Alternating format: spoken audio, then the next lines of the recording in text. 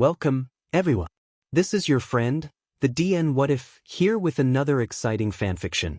Today, we're diving into the story of What If Deku Became Captain America After 150 Years Frozen? If you enjoy this video, don't forget to hit that like button and subscribe for more fanfiction content just like this. Now, let's get started with the fanfic. Nothing burns like the cold. George R.R. Martin. Arctic Circle, Greenland, November 2195. Even in a world full of superpowers, the cold could be deadly. Though there were some exceptions with certain individuals, humanity's aversion to settling in the far north and south only proved the rule that the cold was not to be trifled with. The wind howled across the dark frozen landscape, carrying a blanket of white with it. The sun was less and less noticeable in the skies lately, signaling the beginning of the Arctic winter. The merciless ice was starting its yearly campaign to reclaim its lost territory from spring. A seemingly endless cycle of thaw and freeze. This battle was suddenly interrupted by an Arctic vehicle driving across the icy surface. It was a heavy-duty, black truck equipped with caterpillar tracks to provide better traction. The headlights on the front and roof shone through the whiteness yet provided limited visibility. The two occupants inside were grateful the GPS was still functioning. Moments later, the occupants spotted a faint red light peeking out of the driving snow. As they drove closer, they recognized a person holding a long pole with a glowing red beacon on top, waving their arm out to them. The truck slowed down before finally parking a couple of meters in front of the signal bearer. The front two doors opened as the occupants stepped out and into the blizzard. To avoid the frigid air's deadly bite, they wore thick Arctic jackets, insulated pants, and snow boots. The duo carefully ambled to the equally dressed signal bearer. "You the guys from Washington?" the signal bearer asked. "You get many other visitors out here?" the driver quipped. "How long have you been on site?" the passenger inquired, getting straight to business. "Since this morning." The trio proceeded to walk together. "An oil crew called it in 18 hours ago.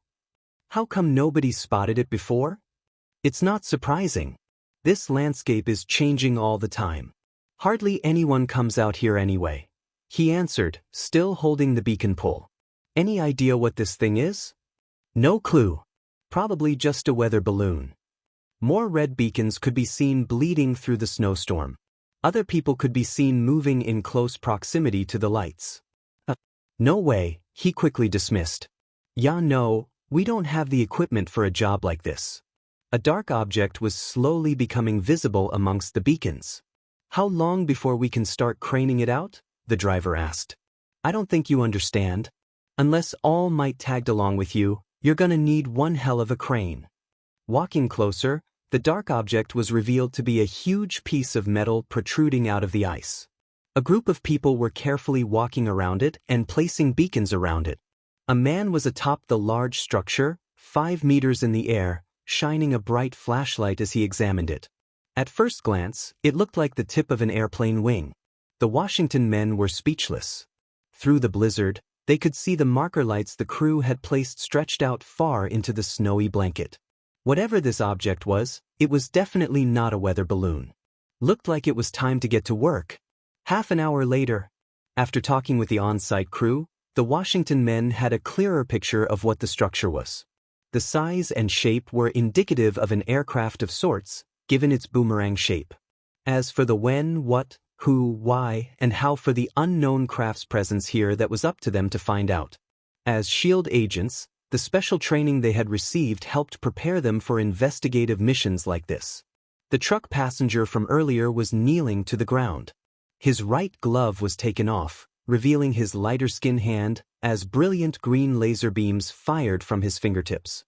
With superb concentration and good control, he was able to cut a clean yet imperfect circle into the aircraft's hull. The hunk of metal finally broke free and fell, making a loud clang sound as it hit the floor beneath. The agent stopped firing the lasers and grimaced, swiftly putting his glove back on to prevent frostbite. "Smith, you okay?" the driver asked out of concern. "Why, fine." The revealed Agent Smith answered, biting his cheek as he felt the pain slowly reside. "Been a while since I used my quirk like that." A few crew members rolled a small crane into view, carefully positioning it over the hole. Still not bad. I'm curious, with a quirk like that, why didn't you become a hero? He chuckled ruefully. It's not much of a heroic quirk. Can only use it for 10 minutes out of the day.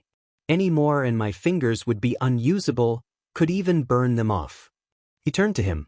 Now that wouldn't be ideal, would it, Williams? The driver, Agent Williams, visibly cringed at the imagery. Sorry about that. He shrugged it off in a nonchalant manner. Don't be. It's fine. Most kids dream of being heroes, but only a blessed handful can achieve that. Rest of us just gotta make do with what we got, ya know. Agent Williams nodded in understanding. As a quirkless man, the hero profession was completely off the table for him. Nevertheless, he was thankful to have this job, seeing it as the next best thing, even if it could get wearisome some days. Today was thankfully not one of those days. After all, it's not every day you get to investigate an unknown flying object, UFO. Or at least a former UFO. Hopefully there aren't any probes inside. He internally mused. The two agents ambled to their vehicle that had been pulled up closer to the extraction zone. Their equipment was stored in freeze-resistant cases in the back bed. They carefully retrieved it and got to work placing it on them. All right, the crane's all set. One of the researchers shouted. You guys ready? The agents stepped forward with their furred hoods pulled back, wearing fully sealed high-tech helmets with clear visors, breathing apparatus, communication system, LED lights, and camera. Strapped on their backs were protected oxygen canisters. It was unclear what was inside the craft, so precautions had to be taken. Doing a quick radio test, confirming their communications worked, the agents confirmed they were ready. Moments later, with the mechanical whirring sounds of the crane in the background, Agent Smith was steadily lowered into the aircraft by a cable and an LED flashlight strapped to his waist. Snow flurries gently fell and accumulated on the floor. Bright light from above shone down from the hole, illuminating the innards of the craft for the first time in a long while. As soon as Agent Smith's feet touched the grated floor, he unclipped from the HRS. Agent Williams was already inside, shining his flashlight around them. The air inside was stale and frigid, with the only circulation coming from the hole in the roof. The metal walls and floors around them were lined with layers of ice. Breaches in the hull were also visible. Base, we're in. Agent Williams notified through his comm. Copy that. The two agents carefully proceeded down a graded walkway with handrails, shining the light wherever they could. The sounds of their footsteps on the graded path echoed throughout the craft. Untrained normal people would feel uneasy in this situation, but the two agents using their past training steeled themselves. Closely examining their surroundings, they noticed lining both sides of the path were stacks of dull, gray cylindrical casings with attached fins at the ends, hanging from support carriers to which were attached to the ceiling supports. There had to have been hundreds. What is all this?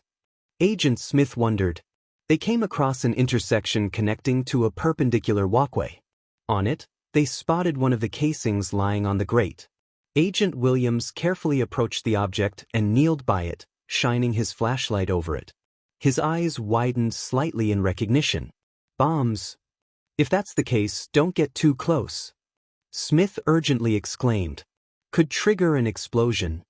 Williams then noticed something emblazoned on the bomb's shell. Actually, I don't think these are the exploding type. Look. He pointed his light at the shell, revealing a biohazard symbol. Chemical weapons. Agent Smith turned his light around and noticed the same symbol printed on all the other bombs in view. Think this could have been from the Third War? Maybe.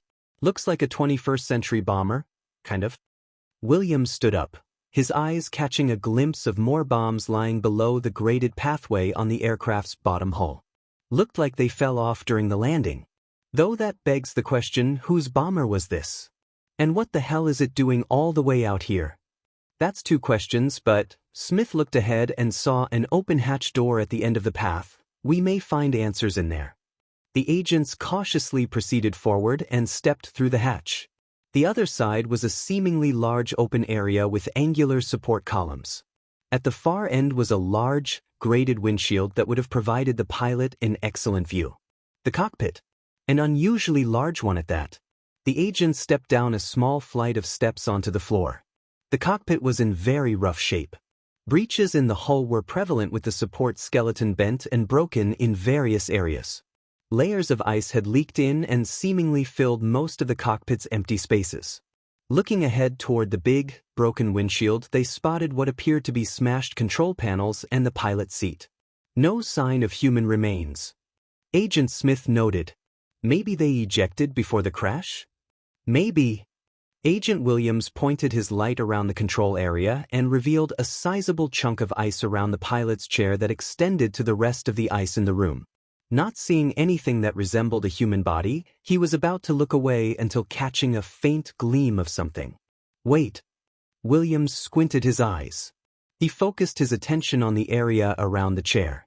He could have sworn he caught a glimpse of colors aside from the gunmetal gray and icy white that had mostly dominated his vision.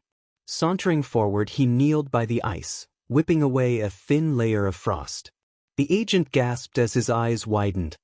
No, it can't be. Smith, he called out. Agent Smith turned and walked up to his field partner, wondering what he found. Pointing his light at the ice, his own eyes widened in shocked disbelief. Are you seeing what I'm seeing? Williams asked, trying to confirm his vision was correct. My God. Smith activated his comlink. Base, give me a line straight to the director. Sir, it's 3 a.m. where he is, the man on the radio responded. I don't care what time it is. Smith retorted. This one's waited long enough. The object in question was a 26-inch wide, metal disc with a 5-pointed white star at the center in a blue circle. Surrounding that were 3 concentric circles colored red, white, and red respectively. A relic from a bygone era. Our dreams make us large. Jack Kirby. Mizudafu, Japan, April 2196. It was a sunny afternoon in Mizudafu, a respectable-sized city in Japan's Shizuoka prefecture. People of all shapes and sizes, some even appearing to be amalgamations of animals and seemingly other random things, were going about their business. The city's peace was suddenly disturbed when the ground began to rumble, followed by loud crashing sounds. As some people turned in the direction of the commotion in the distance, a young man swiftly sprinted past them, quickly shouting his apologies for bumping into them. He was well above average in height for a Japanese man, standing at 189 centimeters, 6 feet 2 inches, and appeared to be quite muscular, although his modest attire concealed most of it. He had a mop of dark green, curly hair with freckles dotting a well-defined, mature face and bright emerald eyes shining with excitement.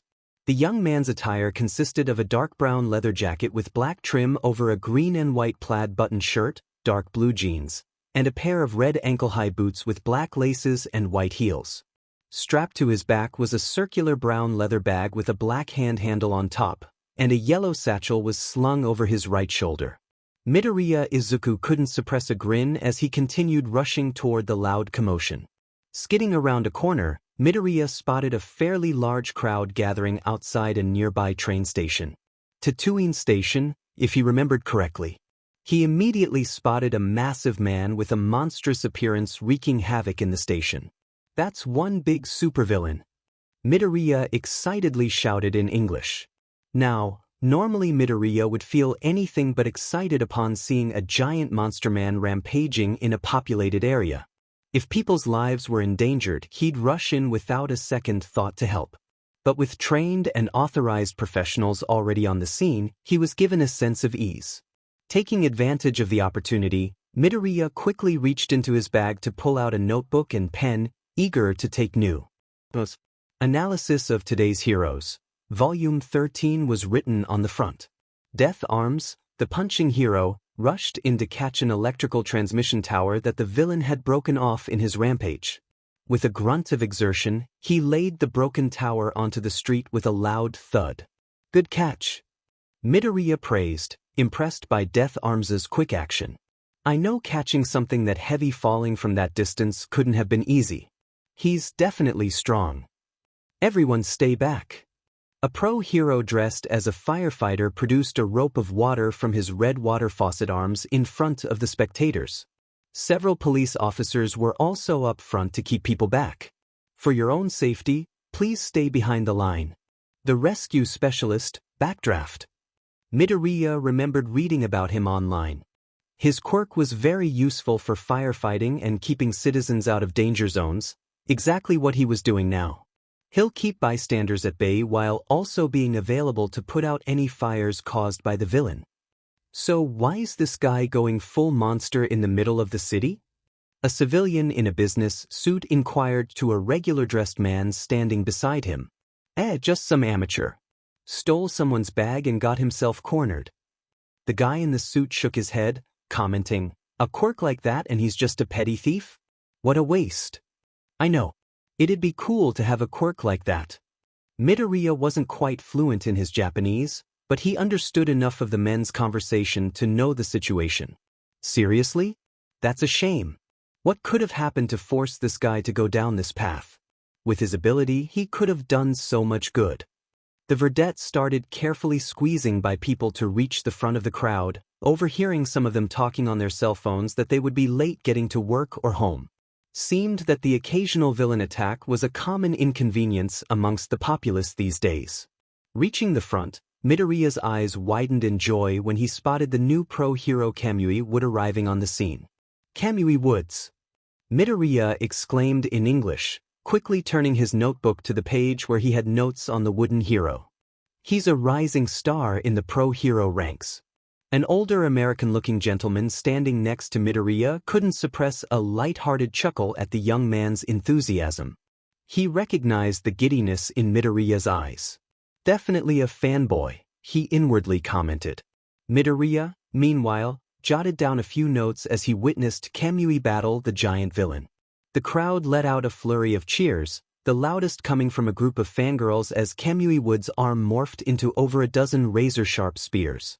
"Take him down, tree man," the older gentleman shouted in English. "All right."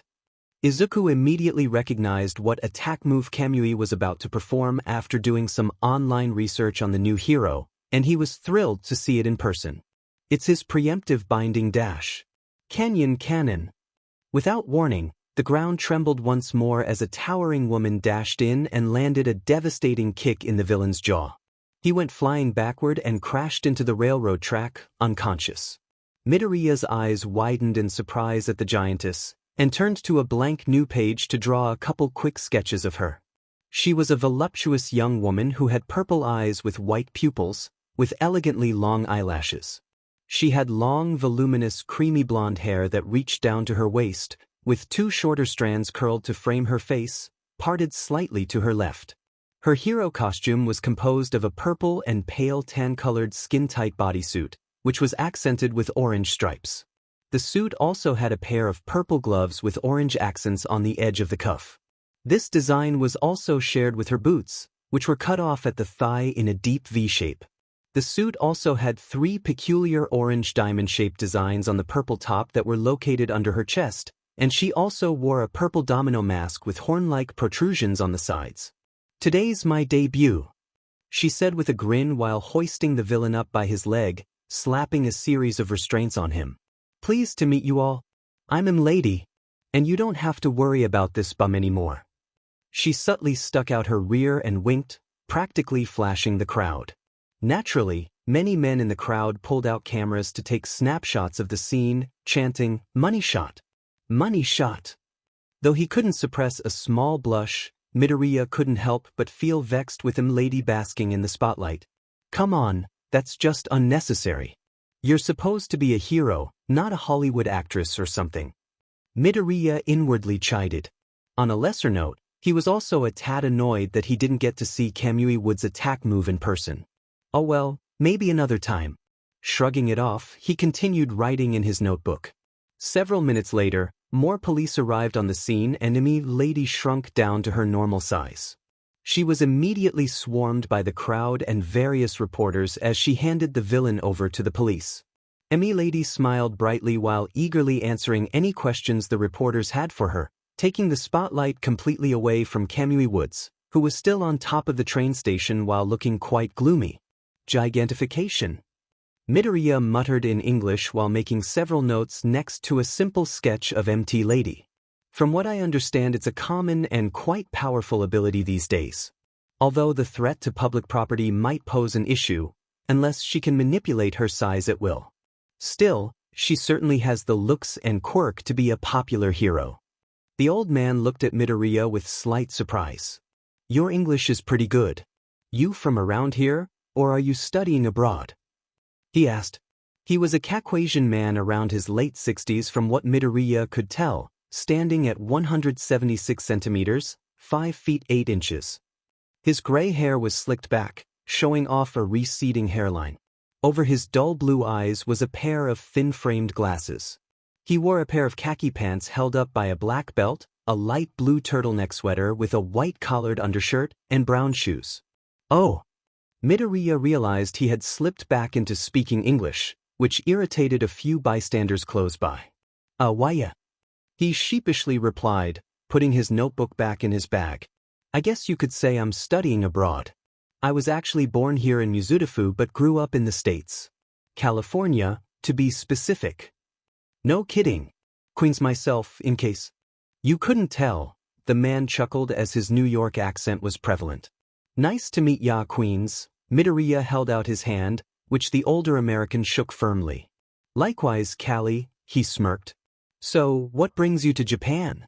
Midoriya asked, hoping to strike up some small talk. Aside from acquaintances at the community college and at work, he didn't have much going for him in the friends department. The old man smiled roguishly. Oh, mainly here to kick back and enjoy retirement. Also hoping to get some inspiration for a new superhero comic I got ruminating in my head. Midoriya grinned. Japan does have great heroes. I'm sure they can give you plenty of inspiration. Haven't seen much in terms of superhero comics these days. Makes sense, given that this world is practically filled with superheroes and supervillains already. Midoriya thought. Why read a comic when you can just turn on the news or stream YouTube videos?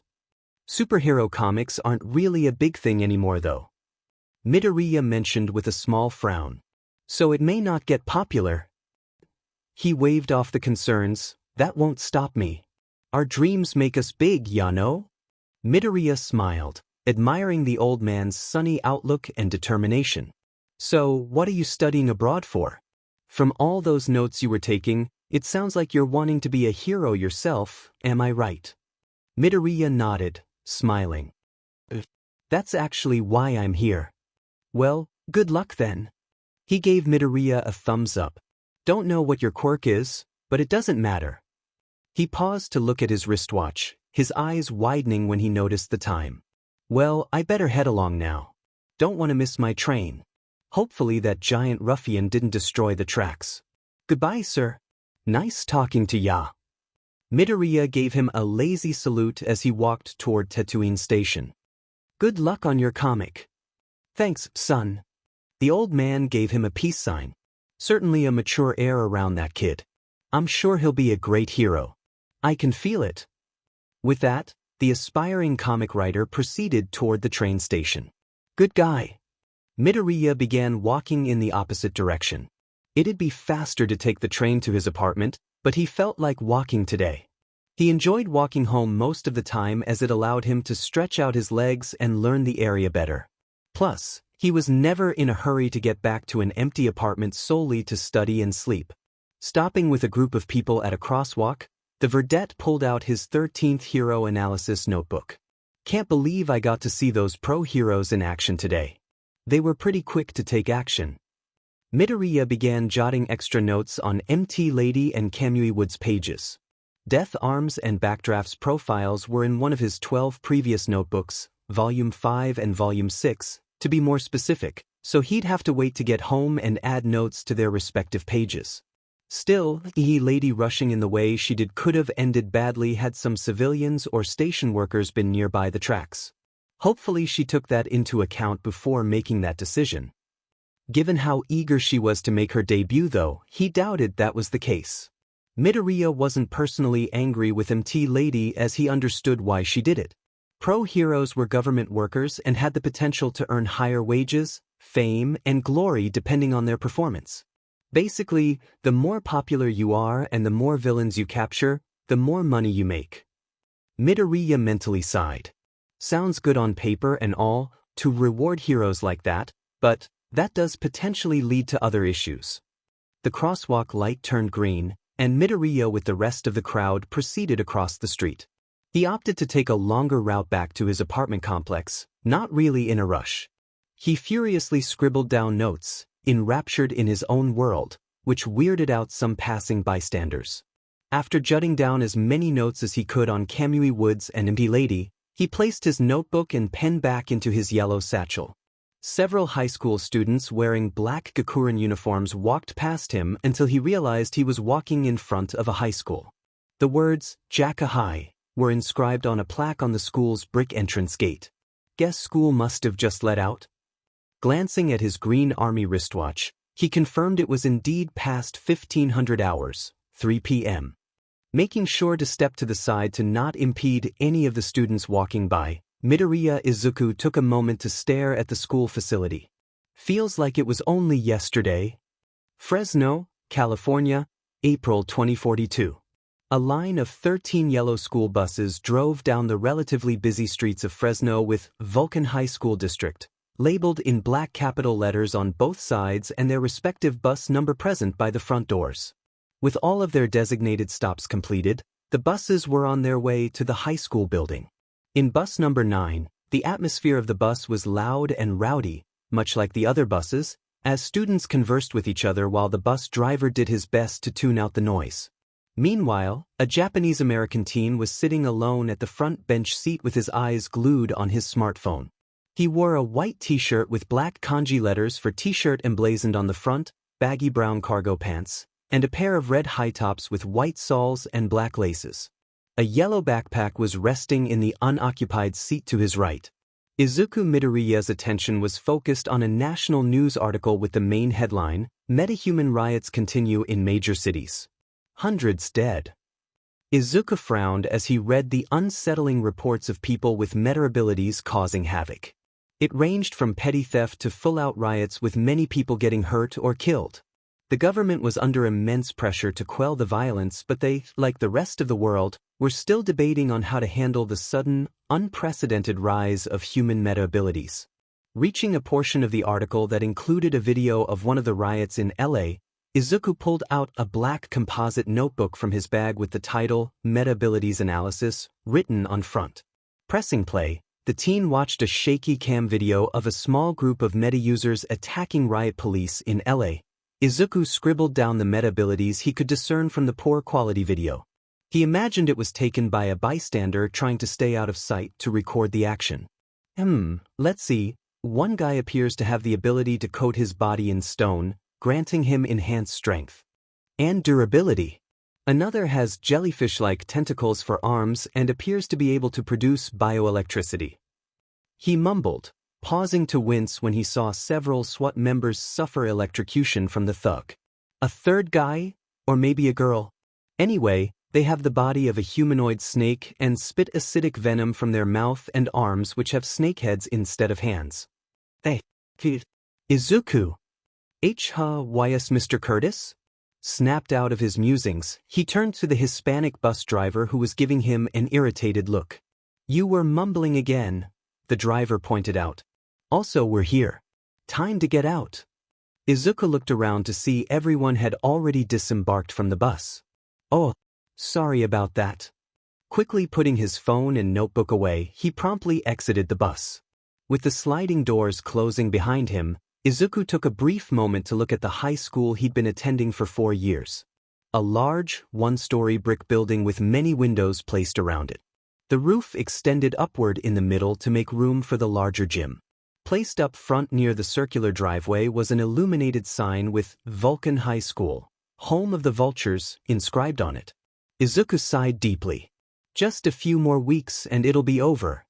Like many high school seniors, Izuku was counting the days and hours until graduation, eager to be done with school life, at least public school life. Swinging his yellow backpack over his shoulder, Izuku was lost in the crowd walking through the front entrance.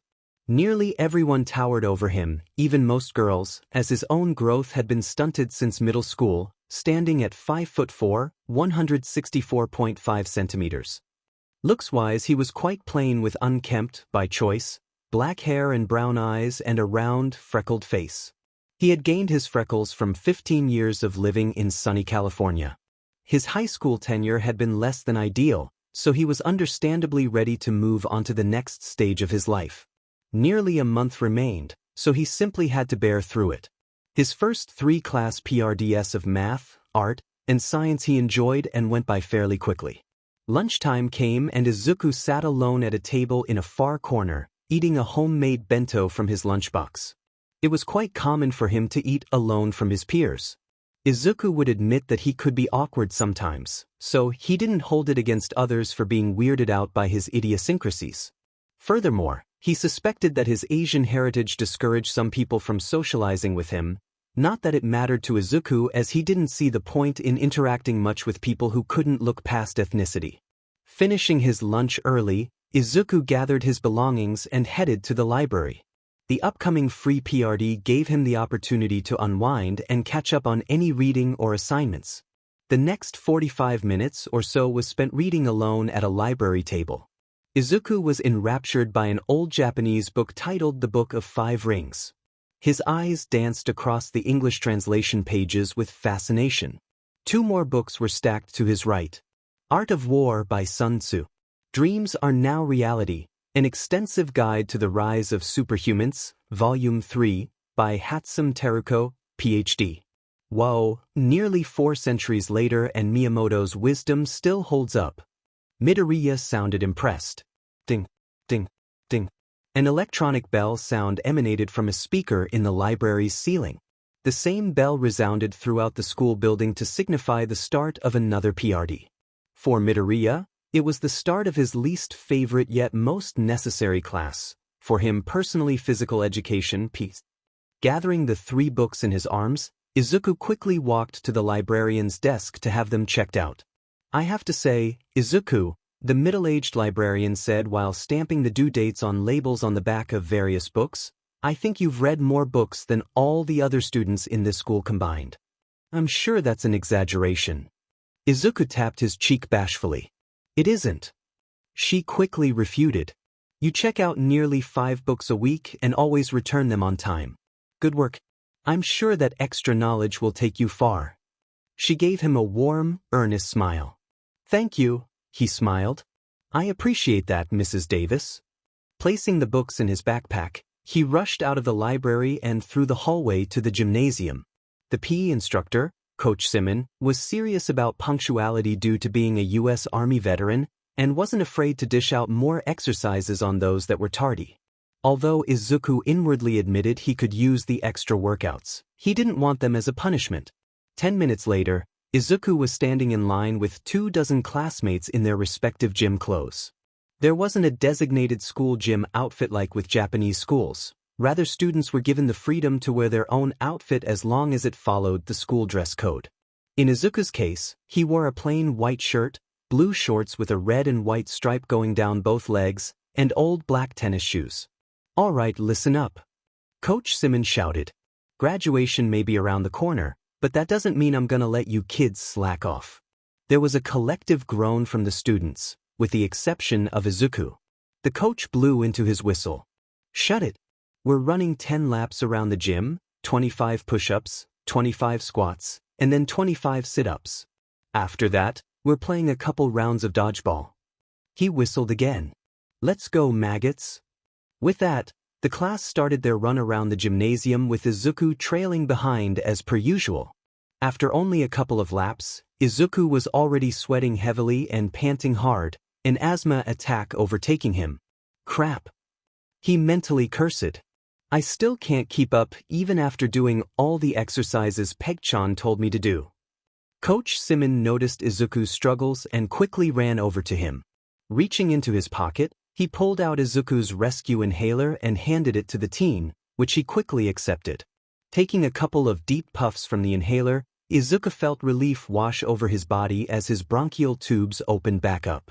Thank you, Coach. He breathed out. Take your meds this morning? Coach asked, concerned. Why, yes, sir, Izuku replied.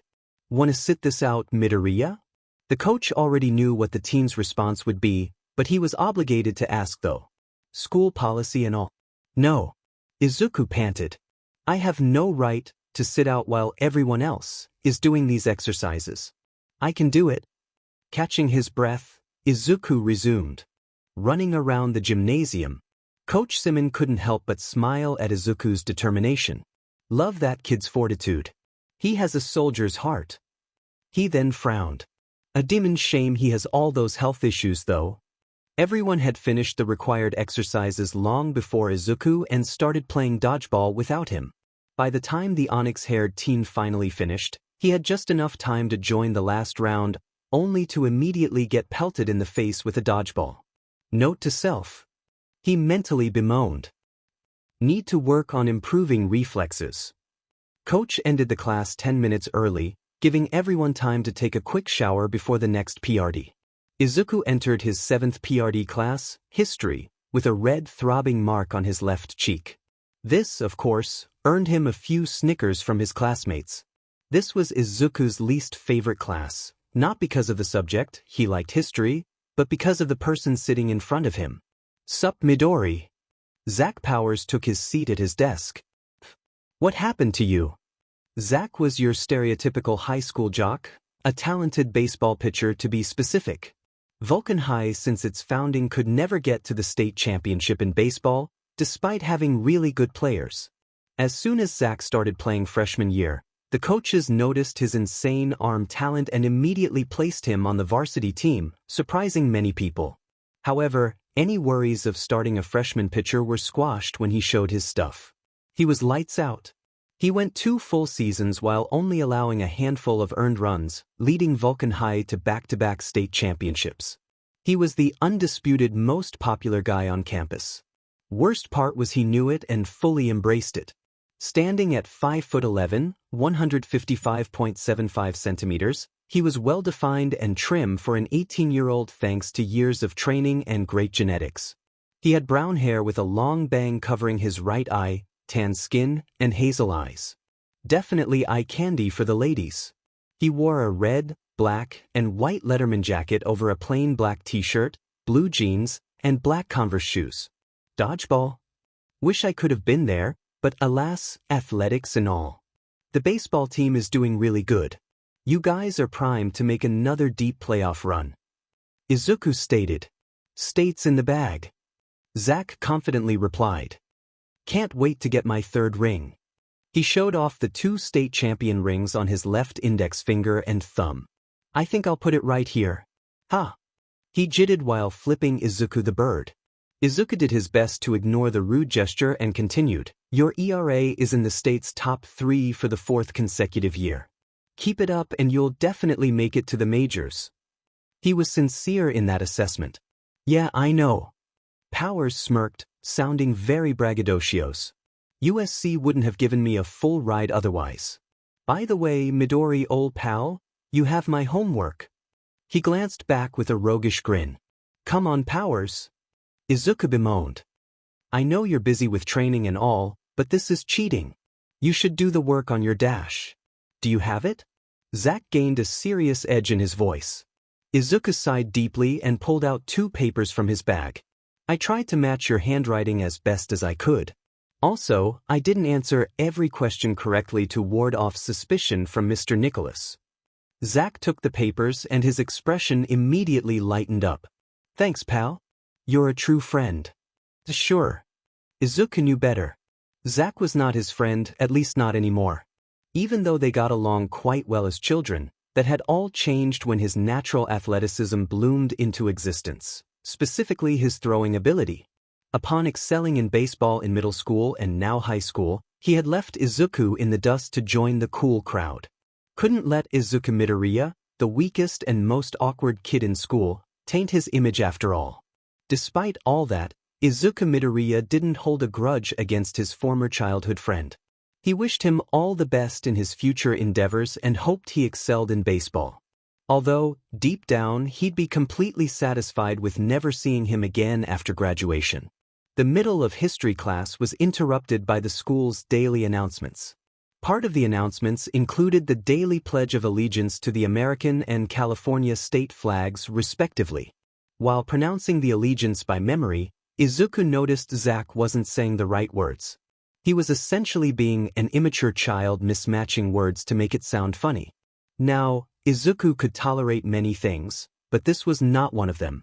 Zack, show some respect, Izuku said angrily after the pledges concluded. People died for that flag. Least you can do is say the pledge. Huh. Zack looked back, ping a brow.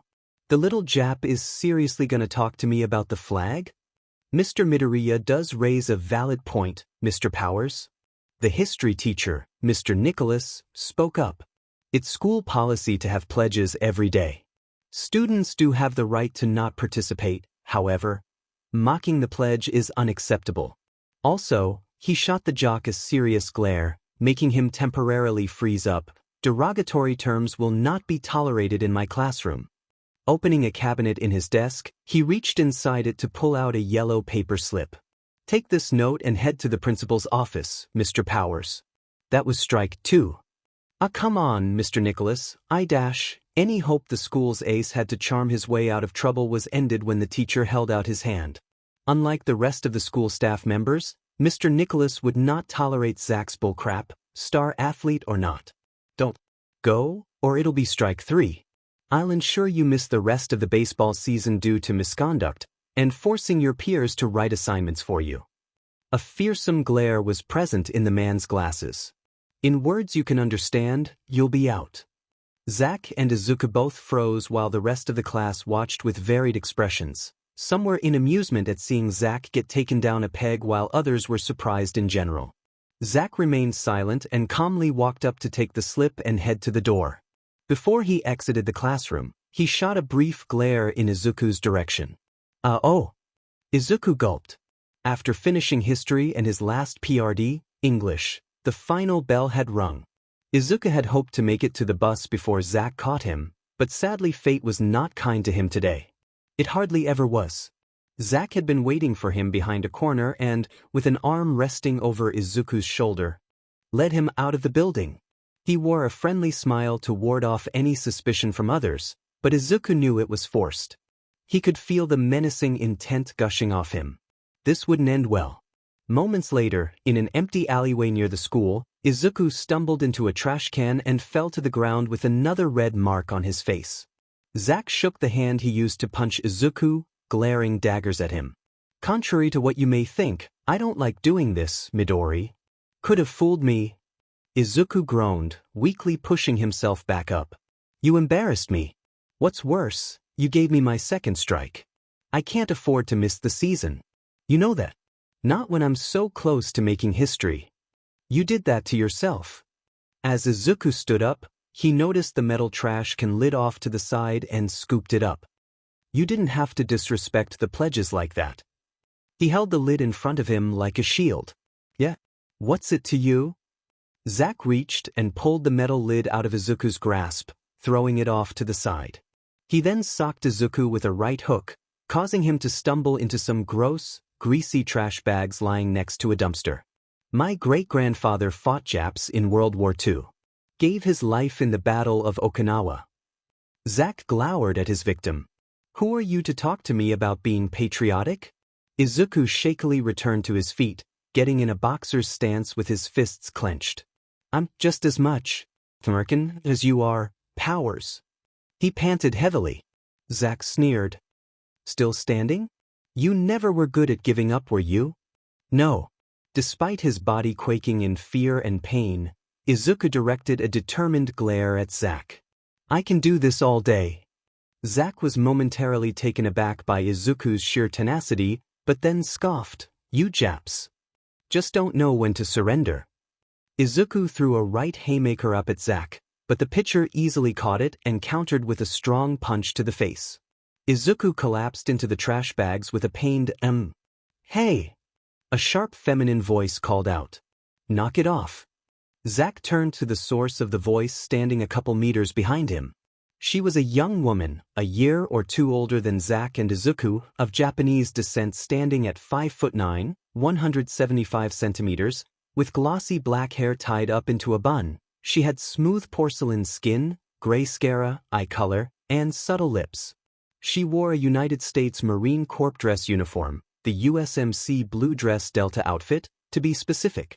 It consisted of a khaki short-sleeved shirt, blue trousers with red stripes racing down the sides and a brown belt, and black dress shoes. To top it off, she wore a USMC white peaked cap.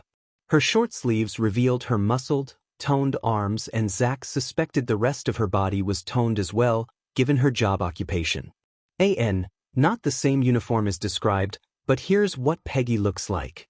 Voice actress, Wendy Lee. Yamamoto? What are you doing here? Zach roughly demanded. I thought you left town last year. Step aside, Powers. The USMC woman, Yamamoto, ordered. Or I'll make you. A Marine now, huh? Wow. Zach couldn't suppress a snort. Didn't know the Marines accepted women. Are they desperate? Yamamoto resisted the urge to roll her eyes. She had heard it all before, so it was easy to tune out the noise. Want to find out how desperate they are? She challenged, narrowing her eyes. Zach visibly flinched. He knew he was strong, but trying to fight an active USMC member, woman or not, would definitely not end well for him, especially since it was Yamamoto. With first-hand experience from their childhood, he knew she was absolutely ruthless in a fight. Even in the ones where he had technically won, he didn't walk away without some painful bruises. On another and more important note, he couldn't risk losing his USC baseball scholarship if news got out that he had tried to fight a Marine. A woman at that. He wasn't that stupid. Fine, whatever. Resting his hands in his jacket pocket, he ambled past Yamamoto, refusing to make eye contact. Let me make something clear, Yamamoto firmly said. Don't you dare touch Izuku again. If you do, she reached up to her chest pocket and pulled out her smartphone, revealing the screen to him. You can forget about making the majors, or even some crappy AAA affiliate for that matter. Comprend? Her glare hardened. Zach's face instantly went pale from the content on the screen, and gasped, She recorded everything? SHT. He mentally cursed. Yeah, I get it, ma'am. With no choice but to comply, Zach sauntered off back to school, the baseball field specifically, proverbial steam billowing off his head. Putting her phone away, Yamamoto rushed to Izuku's side by the trash heap. Hey, Izuku, you alright? She sounded very concerned. Regaining consciousness moments prior, his vision was starting to come back into focus. Hearing the voice of his best friend brought a smile to his face, despite his pained grogginess. Why? He weakly pushed himself off the garbage bags, with Yamamoto aiding him. I had him on the ropes. Yamamoto rolled her eyes playfully. Sure you did. She then gained an apologetic expression. Sorry I didn't step in sooner. Wanted to record him for blackmail. If he has any brain cells in that inflated head, he won't bother you anymore. If he does, don't hesitate to tell me. Izuku nodded in understanding, using his free hand to wipe his nosebleed onto his pants. Guess he was doing laundry tonight. It's okay. Thanks for that. You okay? Just worried. Izuku nodded. I've been through worse. Zach was actually holding back this time. He has been for a while, actually. The Marine woman frowned, feeling her anger boil. Don't you dare try to stick up for him. You know you can end that JRK's future with one phone call, right? And I'm not referring to the bullying part. Izuku knew what his friend was referring to and immediately shook his head. No. I can't do that to him. Or to anyone, for that matter. You and I both know his so-called pitching talent is a meta ability. Yamato bluntly stated. People are just too blinded to see it. Too busy praising him, thinking he's the next Sandy Koufax or whatever. Izuku was beginning to regain his bearings, and stood up unaided. I don't want to ruin his future like that, even if he may deserve it. Besides, it's not like we'll cross paths after graduation anyway. Yamamoto sighed, exasperated. Still too nice for your own good. And you still haven't learned to run away from a fight. Huh, nerd. Izuku smiled at the taller woman. It's good to see you, Peg-chan. Likewise, Izuku-an. Peggy Yamamoto and Izuku both embraced each other in a friendly hug. Past 8 months have been hell. I can imagine. Izuku commented. The Marines never make it easy. No, they do not. Come on, Peggy broke off the hug. I'll take you home since you missed the bus. Thanks. he said appreciatively. Picking up his backpack lying off to the side, Peggy and Izuku both walked out of the dirty alleyway and down the sidewalk. Many vehicles drove down the streets. Notably, there were more police cars patrolling as of late. Some of the buildings Izuku and Peggy passed were taped off with yellow police tape after suffering damage by late-night riots several nights ago. The damages included broken windows, stolen inventory, and various forms of graffiti painted on the buildings. Metas unite. Kill the meta monsters. FTP. Take back the human race. Evolve or die. FTP again? There were more slang words and phrases that included much more colorful language that Izuku didn't want to repeat. He shook his head at the amount of property damage inflicted. He knew some of the shop owners and they didn't deserve to have their businesses destroyed like this. Whether it be from metahuman supporters or anti-metahuman supremacists. Ever since the first metahuman was born in KK City in China 28 years prior, more and more exceptional individuals had been born across the globe. The trend continued to this day and the reasons still remained unclear. Even the world's best geneticists and biologists were stumped and had no answers to this phenomena. So, how do people react when faced with the unknown prospect of a society of metahumans? Quite poorly, actually. Imagine that. Makes you angry, huh? Peggy noticed Izuku staring at the crime scenes. Seeing all this senseless destruction? I am angry, but more disappointed really, Izuku truthfully admitted. This is the time where we should be coming together as a nation. A people. Not fighting each other. Peggy nodded in agreement, but didn't say anything. She honestly didn't want to go off on a tangent talking about society's current woes. She already dealt with enough of it as it is with her job, and would soon have to face it head-on. They soon arrived at a nearby 7-Eleven convenience store, where Peggy's ride, a black Honda Goldwing, was parked out front. As they approached the vehicle, Izuku suddenly noticed something on his friend's left sleeve. An insignia badge with a new rank. You didn't tell me you got promoted to corporal?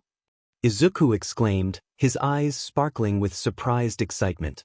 Heh, I was actually planning to surprise you with it earlier. Peggy frowned slightly. Then I came across the scene with you and Powers. That's awesome. You've only been in the Marine Corps for a year and a half, so for them to promote you already must mean you're doing great. Izuku said excitedly. I try not to brag. Peggy turned away with a small tint of red on her cheeks. Pulling off her white barracks cover, she placed it in her bike side saddle to pull out two helmets. One was black and the other was white, and handed the white one to Izuku. I can't wait to get in myself. Izuku placed the white helmet over his head. I enrolled on Wednesday, by the way. Completed the ASFOB and my physical. Should get a response back tonight. Peggy frowned behind her helmet. That's great. She feigned excitement. He's still determined to get in, huh? Should I break it to him, or let him find out for himself? The USMC girl was unsure on how to handle the situation, so she opted to stay silent for now. Taking his seat behind Peggy, she started up the bike and quickly pulled out onto the street. He held on tightly to Peggy's waist. Riding on Peggy's motorcycle was both frightening and exhilarating for Izuku. As the wind blew past him, he took a moment to admire his hometown. It was a warm, sunny day in the San Joaquin Valley city of Fresno. Of course, this was typical weather for the Central California city. Nowhere close in terms of population of its in-state neighbors in Los Angeles and San Francisco, but it was still a respectable size. Peggy weaved in between the modest traffic, clearly enjoying the rush of driving her bike after so long. What brings you back to town, Peg-chan? Izuku yelled over the loud engine and rushing air. Got a week of leave. Came back to spend time with Dad and hang out with you. Peggy grinned. Izuku smiled brightly at that. Peggy had been his best friend growing up. Aside from their Japanese heritage, they shared many things in common, which included their love for old Japanese mecha anime, superheroes, and being raised in a single-parent home. In Peggy's case, it was her dad, as her mom had gotten sick and passed away when she was 3. Both of them had practically been inseparable most of their lives until Peggy graduated and joined the Marine Corps nearly 2 years prior. Another contributing factor to his lackluster time at high school. That'll all change soon. Izuku mentally stated. I'll get into the military. I'll protect and serve people like a hero should. They continued to ride in silence with a cacophony of the motorcycle engine, other vehicles, tires on pavement, and the wind filling their ears. Later, Peggy pulled up into the parking lot of a small, 4-story apartment complex on the edge of town. Parking the bike, Izuku pulled off the helmet and placed it in the bike's side saddle. Thanks for the ride, Peg-chan. Don't mention it, dude. It's Friday night. Wanna hang out tonight? Peggy inquired. Yeah, that sounds fun. Izuku responded happily. He hadn't hung out with his friend in a while and was eager to get out of his stuffy apartment. Oh. Peggy's eyes widened in recollection. Also, there's supposed to be this event going on in San Fran tomorrow night. Has to do with science and all. Would you want to see that? Wait, you mean the Innovation Expo? Izuku's eyes lit up. It's an event where the world's smartest minds come together to show off their inventions. Some of the stuff that's been featured there would have been considered science fiction several decades ago. Of course I want to go. Peggy smiled at Izuku's enthusiasm. Still the same dorky guy. Cool. I'll pick you in 2 hours then. Gotta take a shower, you should too. Izuku stopped and noticed he had grease stains on his clothes and smelled like garbage. No surprise there. Sorry if I got it on you. Trust me, it's fine. You know dirt and grime don't bother me. She waved off. Well, I'll see ya in a bit, Izuku-an.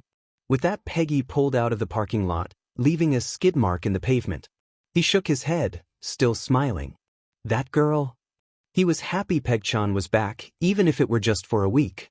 He proceeded to his apartment complex with an extra pep in his step, only stopping to check the mail at his parcel box.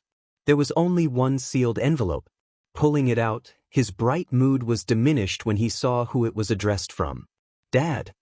He already suspected what the contents of the envelope were. He'd been receiving it every 6 months for the last year and a half. Izuku couldn't turn it down though, as much as he'd like to. He needed to pay rent, bills, and other expenditures that minimum wage jobs just wouldn't cover without dropping out of school, which he was not going to do.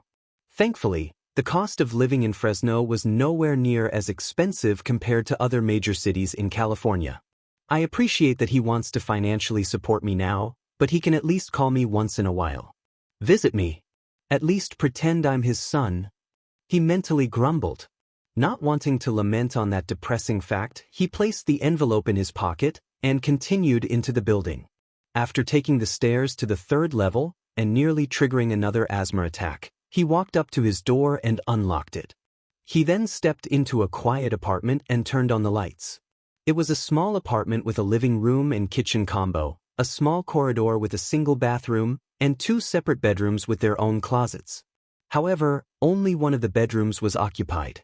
There was a small 2-seat couch in the living room with a small coffee table and side table, a small stand with a modest-sized television, and a tall shelf full of books.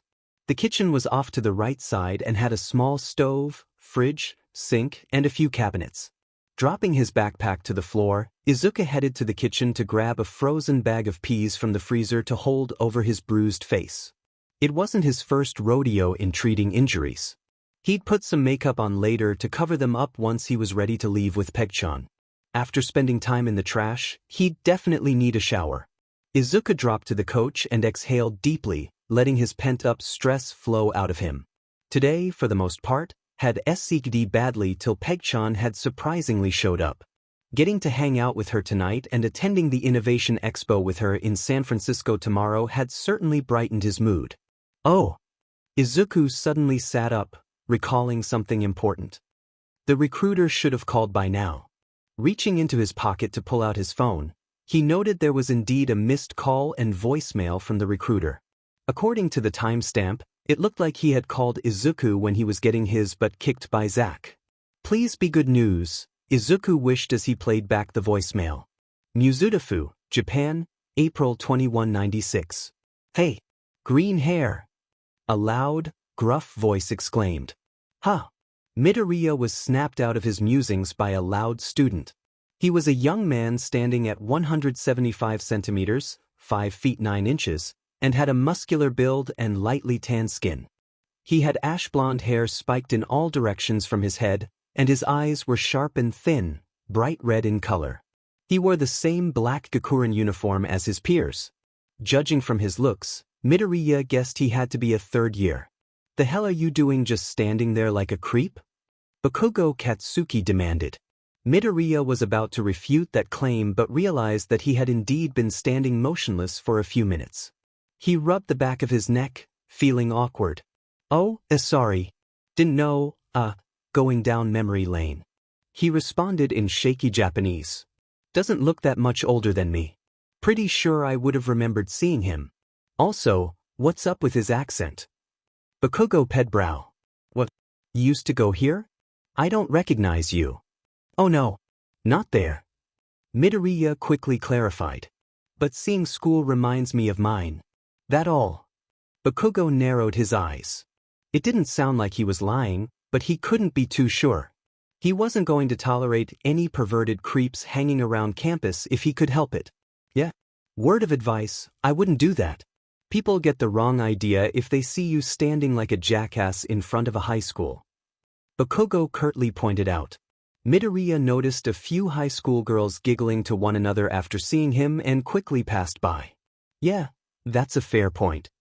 He mentally agreed. "Point good. Thanks." Midoriya gave a polite bow. Bakugo momentarily glanced back at the taller dude. He had noticed Midoriya's Japanese sounded kind of off. Also, he started to recognize his accent as Western. Was he a foreigner? "You from around here, green hair?" Bakugo asked. "Born here, but from the States. Still learning Japanese." Midoriya responded, scratching the side of his head bashfully. "As stealth gaijin." Bakugo had read about them. People who looked Japanese but were actually foreigners. He turned away with a scoff, not seeing any point in continuing the conversation. "Whatever, extra. Just know, if you're gonna live here, learn to speak our language better." "Why?" Midoriya nodded. "Working hard." With that, Bakugo continued down the sidewalk with his bag slung over his shoulder in a nonchalant manner. "What a nice guy, gives me Zack vibes though." Midoriya sardonically thought. But he wasn't entirely wrong. "I should be more mindful." Midoriya continued walking down the sidewalk, going in the perpendicular direction of the blonde guy. The verdette was lost in thought, thinking back to his last days in Fresno. "Can't believe it's really been 154 years since then." Midoriya mentally lamented. He wondered if he should take the advice a couple of his new friends had recently given him regarding taking a trip to the States, visit his hometown and find some closure. However, there was still a lot of work he needed to do, so that was off the table. Also, it was still too soon for him. He just wasn't ready. He arrived at a small pedestrian tunnel that ran underneath a bridge, one he had walked under many times before without incident, still lost in his own musings. Unbeknownst to him, that streak would be broken today. "Hey you!" Midoriya turned around and the color immediately drained from his face. Dark green sludge poured out from a nearby sewer cover, bubbling and shaping itself into a vaguely humanoid shape. A slice of sharp teeth emerged from the muck and a set of menacing yellow eyes bore into him, sending a shiver down Midoriya's spine. He knew he shouldn't judge people by appearances, but everything about the man screamed dangerous. "You seem like a good vessel." "Definitely dangerous." Midoriya immediately started running to put some distance between him and the sludge man. Tossing his yellow satchel to the side, spilling out its contents as a result, he swiftly pulled off the circular leather bag on his back to undo the zipper. Unfortunately, it was too late as he suddenly felt his feet stuck to the ground by the mud. A sense of panic rose within him. The more he struggled, the more the mud rose and, like a snake restricting its prey, the tighter it squeezed him. The mud covered his arms and he was forced to drop the bag to the ground partially open, revealing a red, white, and blue disc inside. As he was about to cry out, the mud man covered his face, cutting off his oxygen supply. "Come on. Don't be shy. Let me in," the sludge chuckled, his voice reverberating in Midoriya's ears. "I just need to hijack your body. It'll only hurt for a moment and it'll all be over soon." He thrashed even harder. "No." Raw fear threatened to overwhelm Midoriya. He couldn't breathe. Agony was erupting in his lungs as he felt bits of the sludge trickling in through his hands. It squirmed around and made him queasy. He could feel it trying to crawl through his mouth and nose. He wanted to vomit, but knew that would make him vulnerable to the villain's meta ability. Not like this. He stared at the bag on the ground, revealing the half-hidden disc. Pekchun. Darkness began to creep over the edges of his vision. Was he really going to die here alone? Just as Midoriya felt his consciousness slipping, the nearby sewer cover went flying upward. The sludge villain turned around in shock to see a very large man, standing at a startling 220 centimeters, 7 feet 2 inches, with an equally muscular and well-defined physique. He had chiseled features on his face with a strong jawline, pronounced cheekbones, and bushy eyebrows. He had short blonde hair swept backwards, with 2 distinct tufts sticking up above his head similar to rabbit ears. His strong features cast a dark shadow over his face, hiding his bright blue eyes. He wore a casual outfit that included a white t-shirt, green olive cargo pants, and brown combat boots. In his left hand was a single bag of groceries. Looks like he was off duty. But, as the saying goes, heroes never take a day off. Have no fear, for you are safe. The man's voice was booming and powerful. A strong, beaming smile was plastered on his face. Now that I am here. All Might, the #1 pro, was on the scene. Damn it. You're so persistent. The sludge villain yelled out with rage. He lashed out across the tunnel at All Might with one of his tendrils, slicing through concrete as the hero ducked down to avoid it. The villain's eyes widened in shock as All Might was rushing toward him at an incredible speed. Texas. All Might reared back his right arm, immense power building within him making the wind swirl around him. As he brought it forward and completed his yell, the wind swirled and fired down the tunnel with hurricane levels of force. Smash! All Might's fist never made contact before the Mudman had been broken apart into hundreds of pieces that splattered across the tunnel, absorbing nearly all the force of the wind. Midoriya, now released, fell to the ground. Midoriya, even in his dazed state, recognized the hero by his silhouette under the bridge. All Might?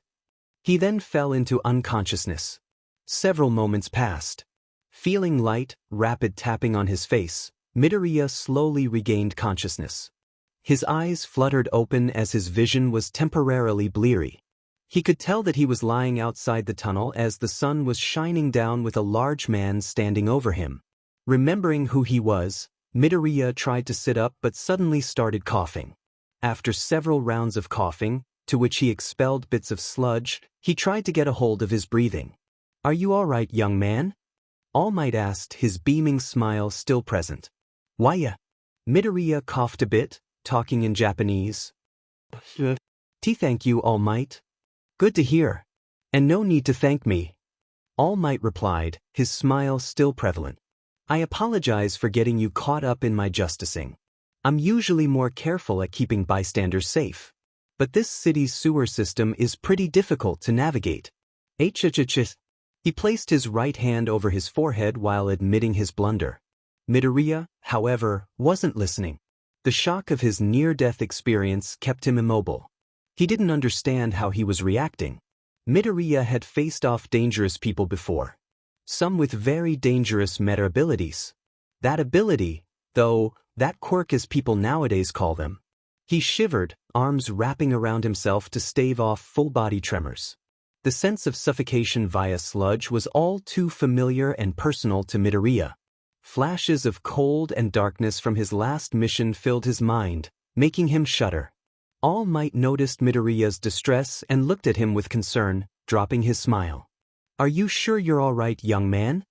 Midoriya brushed his green bangs aside, trying to get a grip on reality once more. Why? That was frightening. He replied shakily. If only I got here sooner, that must have been terrifying. All Might mentally berated himself. That expression.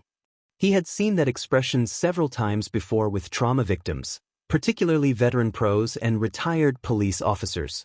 However, it could just be conjecture as he wasn't a professional psychologist. All Might was curious yet worried about the young man but thought it'd be best not to pry. Maybe he could try to cheer him up? Well, there's no need to worry anymore. Thanks to you. Emphasizing the last word, All Might pulled out a soda bottle filled with sludge, the villain's eyes floating inside. I've captured the evildoer. Haha. That's good. Ouch. Midoriya's eyes widened as he finally snapped out of his daze. My stuff. Spotting his satchel and leather bag resting by him, he immediately went to pull out his notebook. Please, like to get autograph all, you already signed it? Sure enough, All Might's signature took up an entire page. He swiftly turned back to bow. Thank you much. All Might smiled brightly, happy to see he was okay now, although was it him or did his Japanese sound a little off? Well, no matter. He gave the boy a thumbs up. It's the least I can do. His eyes then traveled to the brown leather case by Midoriya's feet. The number 1 hero had gotten a glimpse of its contents earlier while Midoriya was unconscious. By the way, that's quite the replica you have in there. Looks just like the original. All Might acknowledged, pointing to the circular case. Neat case too. Whyya? Midoriya sheepishly rubbed his neck. I'm big fans, suppose. He paused to pick up the zipped case, placing it on his back once more. Believe what he stood for is timeless, ya know? All Might laughed heartily. I can understand, young man. I'm actually a fan of the captain myself. He was a big inspiration of mine. Midoriya couldn't help but smile. If he didn't have good emotional control, he was positive he'd be tearing up right now.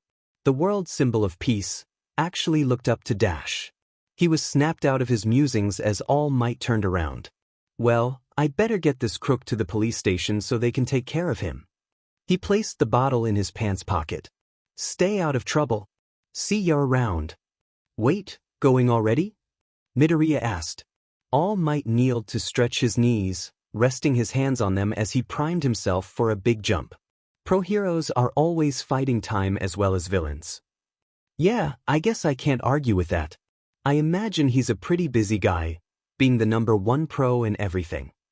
Midoriya internally rationalized. His green eyes widened when he noticed a second plastic bottle filled with sludge lying off to All Might's feet, to which the robust hero seemed completely oblivious toward. Stand back. I'm taking off. He warned. Oh no. He's gonna forget that bottle. I need to warn him. Midoriya rushed forward to scoop up the bottle and dash toward All Might. Wait. All Might launched himself high into the air with an incredible leap, air rushing behind him in his wake. Ha! He felt a considerable weight on his legs. The blonde hero looked down to see Midoriya hanging onto his legs with a very strong hold. Let go. I love my fans, but this is too much. Too high up. Could die if let go. Midoriya shouted incredulously. Oh, that's a good point. He embarrassedly admitted. You forgot other bottle. Ha! Upon seeing the second bottle of sludge clutched in the green-haired boy's right hand, the number 1 pro mentally slapped his face. Damn it! How could I have made such a careless mistake? He admonished himself. Am I getting sloppy or what? I see. Thank you, young man. All Might replied, sounding grateful. Keep your eyes and mouth shut as I find a landing spot. Midoriya immediately acknowledged All Might's request. As All Might scanned the plethora of buildings beneath him, he felt a little blood leak out of the corner of his mouth. Well, crap. Moments later, All Might softly landed on the roof of an office building. He set Midoriya down, who fell to his hands and knees, breathing heavily. That was intense. Midoriya mentally yelled. Haven't felt a rush like that in a while. All Might picked up the second bottle and, without looking, placed it in his other pants pocket, unaware that the other bottle had gone missing. That wasn't a smart move, but I do appreciate your help once again. He then turned, making his way to the building's ledge. Bang on the door a while. Someone will eventually let you in. See you on the flip side. Midoriya's eyes then widened as a realization struck him. All Might, this world symbol of peace, was standing in front of him. This was the perfect time to ask him an important question. Something he was eager to hear the number 1 hero's stance on. Surely he could spare a moment, could he? Wait. Midoriya called out, returning to his feet. One moment. No. All Might refused. I have no time. Can a quirkless person become a hero? Midoriya shouted out, hoping he used the term for folks without superpowers correctly. All Might stopped dead in his tracks. Want know what you think? Midoriya added. What makes a hero, power or heart? All Might was motionless for a moment before glancing back. Power or heart? He murmured to himself. His eyes then shot open as an all-too-familiar spike of pain struck his body. His time limit was up. No. But now. He crouched over, feeling his strength rapidly decrease. Midoriya continued. But I am quirkless. Professional hero, wannabe. People say not possible. Do not believe that. He continued while looking down at his feet. World believes only power important. But I think heart matters most. What do you say? Midoriya couldn't immediately comprehend what was happening as All Might's body was suddenly shrouded in a cloud of steam. The steam then blew away, revealing an entirely different person. Midoriya's eyes widened in a comical fashion. Standing before him was a very skinny man with angular features, long limbs, and a long neck. He had long, messy blonde hair with 2 strands running down his face and lacked eyebrows as well. He wore All Might's clothes, but they were much baggier, of course. Who are you? Midoriya demanded anxiously while reaching back to his round case. Imposter? The haggard-looking man deeply exhaled in exasperation. I assure you I'm All Blalik. He suddenly started coughing up a considerable amount of blood, worrying Midoriya greatly. Hey. All right? He lowered his hand and approached All Might in concern. Imposter or not, he couldn't stand to see someone suffering. Yagi Tashinori wiped the blood off his mouth and sighed, I'm fine. It happens sometimes. Midoriya guided the skinny man to the side, helping him sit down and lean back against the guardrails. Sure not need to call vehicle emergency? Midoriya inquired. He then mentally kicked himself, worrying he didn't phrase that sentence correctly. He was proven correct as Yagi pet a brow, looking at Midoriya strangely. Your Japanese is off. Are you a foreigner, young man? Midoriya nodded, slumping his shoulders in slight embarrassment. Yes. Grew up in States, still learning Japanese. It makes sense now. Yagi cleared his throat and, much to Midoriya's surprise, spoke in fluent English. Okay, how does this sound? You know how to speak English? He asked. Spent time in America when I was younger and learned the language quite well when I was there. Yagi explained. He then closed his eyes and lowered his head, sighing deeply. But that's not important. Understanding what the man meant, Midoriya addressed the elephant in the room. Are you really All Might? Yes. I am. Yagi then looked up at him seriously. Please don't go talking about this online. Keep this secret for me, will ya? Midoriya could hear the desperation in All Might's voice and nodded in affirmation. You can count on me. Nodding, Yagi lifted his shirt and revealed ugly blue and purple scars on his left side. Midoriya blanched at the gruesome injury. Holy crap! What happened to him? Pretty gross, right? Got this in a big fight 5 years back. Yagi explained. My respiratory system was compromised, and I lost my stomach. All the surgeries have worn me out, and nothing can fix it. That's awful. How the heck is he even still alive? Midoriya pondered. He'd be dead if this happened in my time. Wait. A possible explanation then occurred to him. Maybe people with healing-related quirks were able to save him. I can only do hero work for 3 hours a day. Rest of the time, this is what I look like. Yagi further elaborated. That's wow. Midoriya was stunned. He had watched plenty of footage on All Might and had been awed by his raw power and durability. It seemed unnatural, in his opinion, but considering his own origins he had no room to talk. Furthermore, his charisma had greatly impressed Midoriya as well. Midoriya would admit that he most likely would have grown to be a huge All Might fanboy had he lived in this era. Who could have done this kind of damage to him? How'd it happen? Who did this? He questioned. I'd rather not get into that. Yagi hesitantly replied. The world doesn't know about this fight. Did everything I could to keep it a secret. He paused momentarily, adopting a grim look. I'm supposed to be the guy who's always smiling, right? I'm the symbol of peace. People have to believe I'm never afraid. Midoriya looked at Skinny All Might emphatically. In a way, he could understand the pro-hero's plight. He wasn't an invulnerable, godlike figure. Even with his great power, All Might was still only human, and humans, super or not, were not immune to fear and injury, or even death. That smile, it's just a brave face I put on when the pressure is high. Yagi confessed. This job isn't easy. The skeletal man looked at Midoriya with a serious expression. Heart over power? It's a nice, old-fashioned sentiment, but I'm afraid that's just not how the world works. Power is crucial for a pro-hero. They can't do their job without it. So can a quirkless person be a hero? No.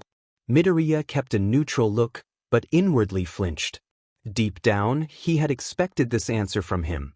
Nevertheless, it didn't make it any easier to hear. I see.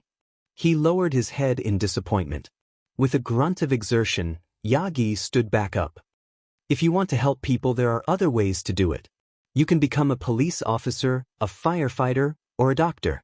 Those are fine professions. He walked to the door across the roof.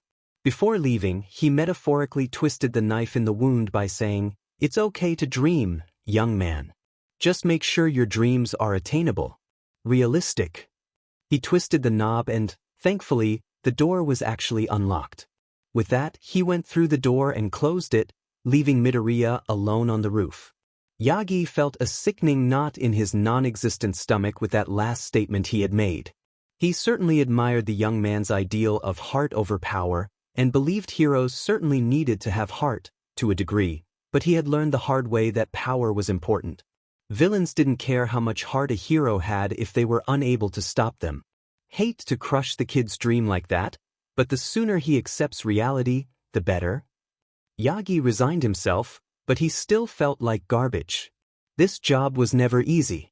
As Yagi Tashinori walked down the stairs, he refocused on his task. All right, now let's get you to the station. He just realized the other bottle was gone, the one that had the villain's eyes in it. Or could it have? Boom. He then felt the ground rumble as an explosion could be heard in the distance. Looking out a window, he saw a dark mushroom cloud billowing several blocks away. Oh no! Earlier, back on the roof, Midoriya let out a deep, disappointed exhale. He's not entirely wrong. Still though, saying power is more important than heart? I thought out of all the heroes he'd understand. Midoriya couldn't help but feel let down by the world's symbol of peace. After the research he's done on pro-heroes so far, All Might seemed like someone who'd understand his beliefs on what it means to be a hero. Though after seeing that gruesome injury, the Verdette could understand why he'd think that. Nevertheless, it didn't make it any less disappointing to hear. Taking a seat by the guardrails, Midoriya took the leather case off his back. Unzipping it, he pulled out a metal disc with a white star in the center inside a blue circle surrounded by 3 rings colored red, white, and red respectively. Holding it in both hands, he gazed at the American-themed disc with an introspective expression. I know what I'm capable of. I know I have what it takes. Still though, there's so many powerful heroes in this era, and then there's me. Just a super soldier with a shield. I can't help but wonder, is there really a place for me in this era? He paused to consider a thought. Does the world even need Captain America anymore? Fresno, California, April 2042. A few teardroplets splattered on Izuku's smartphone screen as the USMC recruiter's voicemail concluded. Izuku buried his face in the palm, choking back a few sobs. Don't cry, damn it. Don't cry. He mentally yelled. The recruiter had broken the news. Though he had done exceptionally well on the ASVAB, his physical test had been less than spectacular. Izuku was expecting that result and had hoped he at least did enough to meet the test's minimum requirements. He didn't like settling, not one bit, but fully understood his own physical shortcomings and that he just needed to get his foot in the door. Reality had other ideas, unfortunately. In summary, Due to his physical and medical ailments, he was deemed medically unfit for service in the Marine Corps. It is stated in our nation's Declaration of Independence that all men are created equal. It's a nice sentiment, something certainly to uphold in terms of human rights, but in reality, that statement is not the truth. Some people are just born stronger, smarter, gifted, and healthier than others. Izuku wiped the tears out of his eyes. Now what? He glanced at the side table by the couch, which had a framed photo of his mother, Inko, holding him as a young child. There was a cutout slot in the photo where his father used to be. I based my whole future on getting in the armed forces. What do I do now, Mom? Izuku sat in silence, his mind beginning to drift to another time. All right, go Ultraman, a 7-year-old Izuku chanted, engrossed in the television displaying the Japanese sub of the old TV show. Izuku! Inko called from the kitchen. Pause it for a sec. It's time to take your afternoon meds. Okay. Grabbing the remote and pausing his show, little Izuku scampered to the kitchen. His mother was in the process of making dinner while talking on the phone. Asthma, heart arrhythmia, and pernicious anemia? He's only 7, doctor. How could Izuku have this many issues so young? His father and I don't have any of these diseases. Is there anything we can do? I understand. Thank you, doctor. Inko ended the call and let out a deep exhale. Izuku spotted several pills lying on the counter with a big glass of water. After swallowing the pills, an involuntary shiver raced down his spine. He never liked taking them, but his mom told him he needed the medicine to control his asthma and prevent those painful stomach ulcers from returning. He took a big swig of water before turning to his mom, noticing her sad frown. Mom, are you okay? He asked innocently. Inko sniffled and turned to him with a feigned smile. I'm fine, sweetie. You can return to your show. Mommy will have dinner ready in a moment. Izuku could tell she was sad. He could feel it. He wanted to help her, but he wasn't sure how. So, he did the only thing he knew that he could do. Walking up to her, he hugged his mom's waist. I love you, Mommy. Inko smiled warmly and patted his head. I love you too, honey. I'm sorry. Sorry for what? Inko raised a brow, confused. I'm sorry I get sick all the time. I make you worry. Izuku teared up. If it weren't for stupid germs. Oh, Izuku. Inko knelt down and pulled her son into a tight embrace. You don't have to be sorry for anything. It'll get better in time. Trust me. Izuku sniffled. Okay. Just know, no matter what, Mommy will always love you. Inko softly said. Izuku sobbed a little, touched by his mom's words. Always love you too, Mom. I'll try to get better. Hey. Inko moved her fingers through her son's hair. You remember the family motto, right? Izuku nodded. Can you say it? Izuku repeated in Japanese. That's right. Do you know what it means? She asked. He racked his little brain for a moment to remember the lesson. To go plus beyond? Inko chuckled and shook her head. Close. It translates to go further beyond. Doing your best and then some. Go further beyond? Izuku repeated. That's right. Inko smiled determinedly. Even when you think you're beat, even when you get pushed down, you get back up and keep going. Never let others discourage you. You just keep chugging along. You mean, Izuku blinked, like Ultraman? Why yeah. Inko briefly hesitated. Just like Ultraman. I think I get it. Little Izuku then glanced back at the TV, which had the paused frame of Ultraman preparing to battle. Staring at it for a short moment, his eyes then lit up as inspiration struck him. He looked back at his mom with a determined smile. Don't worry, Mom. I'll get better. I'll be stronger when I grow up. I'll work hard. I'll go plus ultra. Plus ultra, huh? Inko couldn't help but giggle. Her son was so adorable. That does have a nice ring to it. Yeah. Izuku cheered while jumping around excitedly. Plus ultra. Plus ultra. Plus ultra. Izuku stood up from the couch and walked over to a decorated table by the wall. On it was a dark green urn with a framed picture of his mother standing by it. Hey mom, I didn't get in. It is. Izuku sighed and rubbed his neck. My ailments aren't as bad as they used to be, but they're still around. Guess the Marines couldn't take a chance on me. He was silent for a moment, collecting his thoughts. But that won't stop me. He spoke up. I'll keep training. I'll push myself to the brink and then some. A 16-year-old Izuku walked into the kitchen where his mother was about to get started on dinner. Mom, you asked me what I wanted to do with my life. Well, I know. What's that, Izuku? Inko asked. Izuku then explained to his mom his goal of joining the armed forces and was beginning an exercise and diet regimen to help prepare him. W. Inspired you to do this? Inko stammered. Does this have to do with Peggy leaving for the Marines soon? Izuku shook his head. No. Well, partially. It really just reinforced that I want to help people. With the way the world's going, people need someone to watch out for them. The armed forces are already calling for new recruits. I have no right to ignore that call, Mom. Izuku, your health issues. She pointed out. I know, but I think the exercises and diet plan I mentioned can help. I won't be super buff or anything, but I can at least do my best, right? Izuku hopefully said. Inko looked down with an uncertain frown.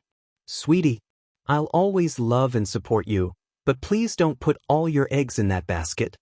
Izuku was a bit heartbroken by his mother's reply.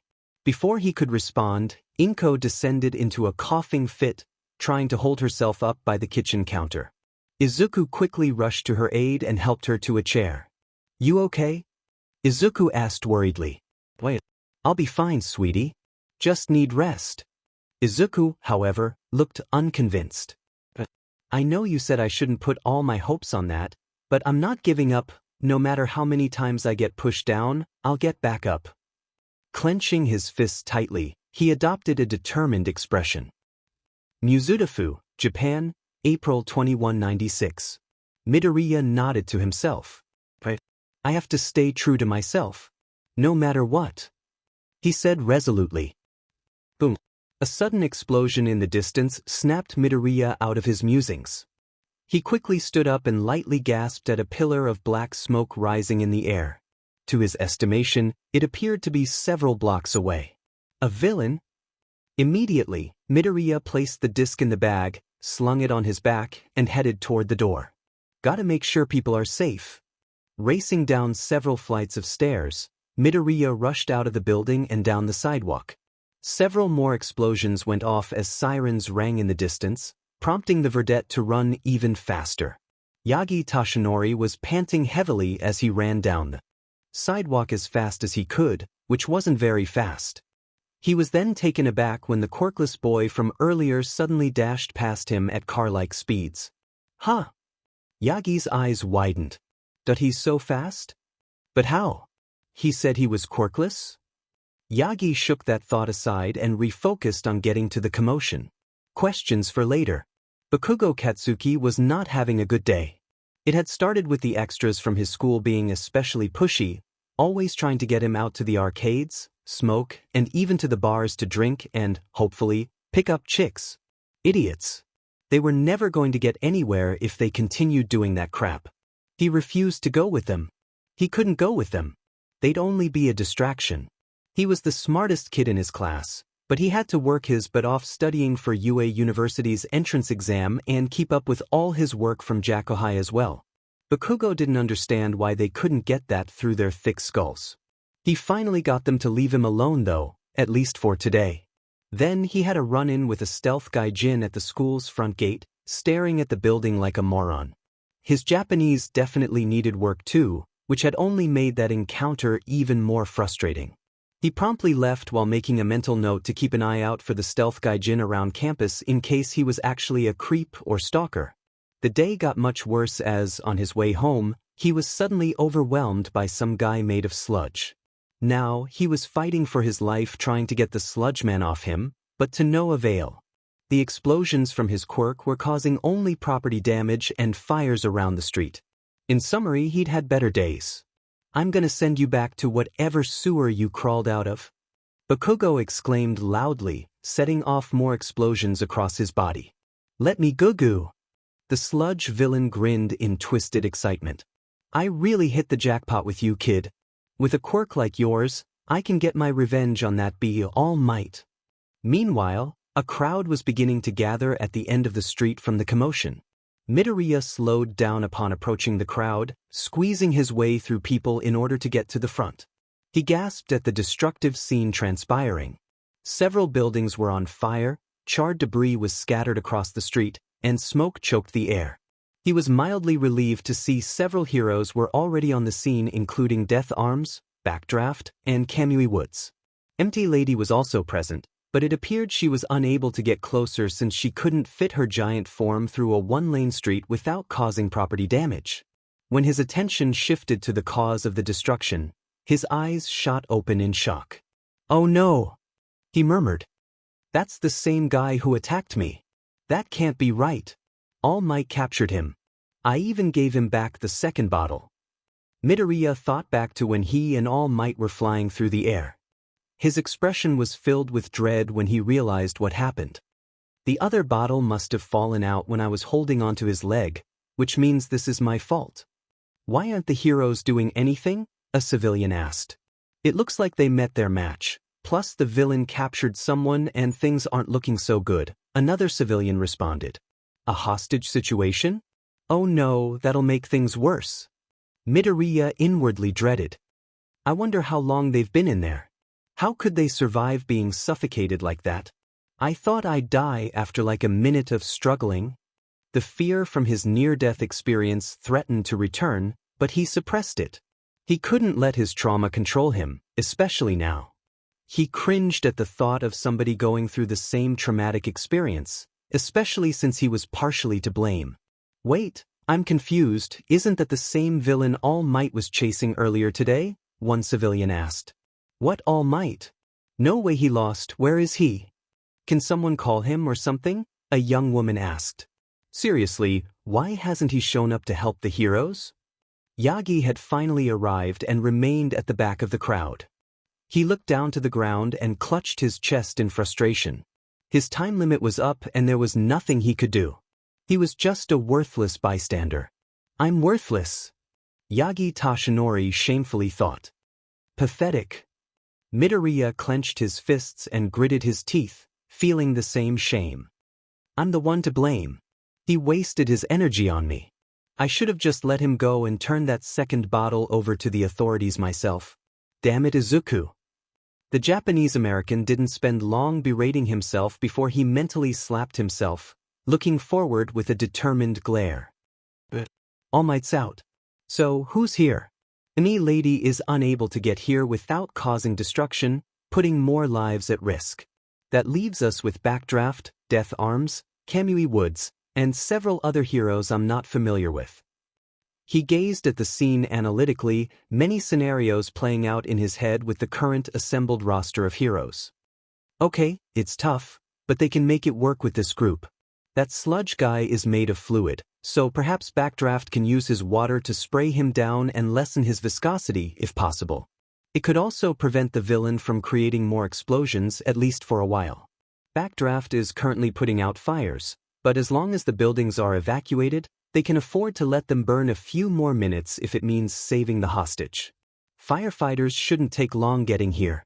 Death Arms, meanwhile, can keep the villain distracted while Kamui Woods sneaks in and uses his branches to pull the hostage out of the villain's body. Other heroes can provide backup and help evacuate and protect bystanders. Once the hostage is free, they can focus their attention on detaining the villain until more pros show up. Midoriya waited for the pro heroes to make any move but grew exceedingly frustrated by the second. Backdraft was too focused on putting out fires in empty buildings while the other heroes were simply standing by. "Come on. Why are you just standing around? There's enough of you here to formulate a plan of attack." Midoriya grew frustrated. Death Arms. With keen hearing, Midoriya heard one of the heroes shout amidst the explosions and sirens, "I think the boy is getting weaker, what should we do? None of us have the quirk to stop this guy. I hate it, but we're just gonna have to wait a little longer till more pros show." Death Arms yelled, sounding frustrated. Midoriya clenched his fists to the point his knuckles turned white and fingers popped. What?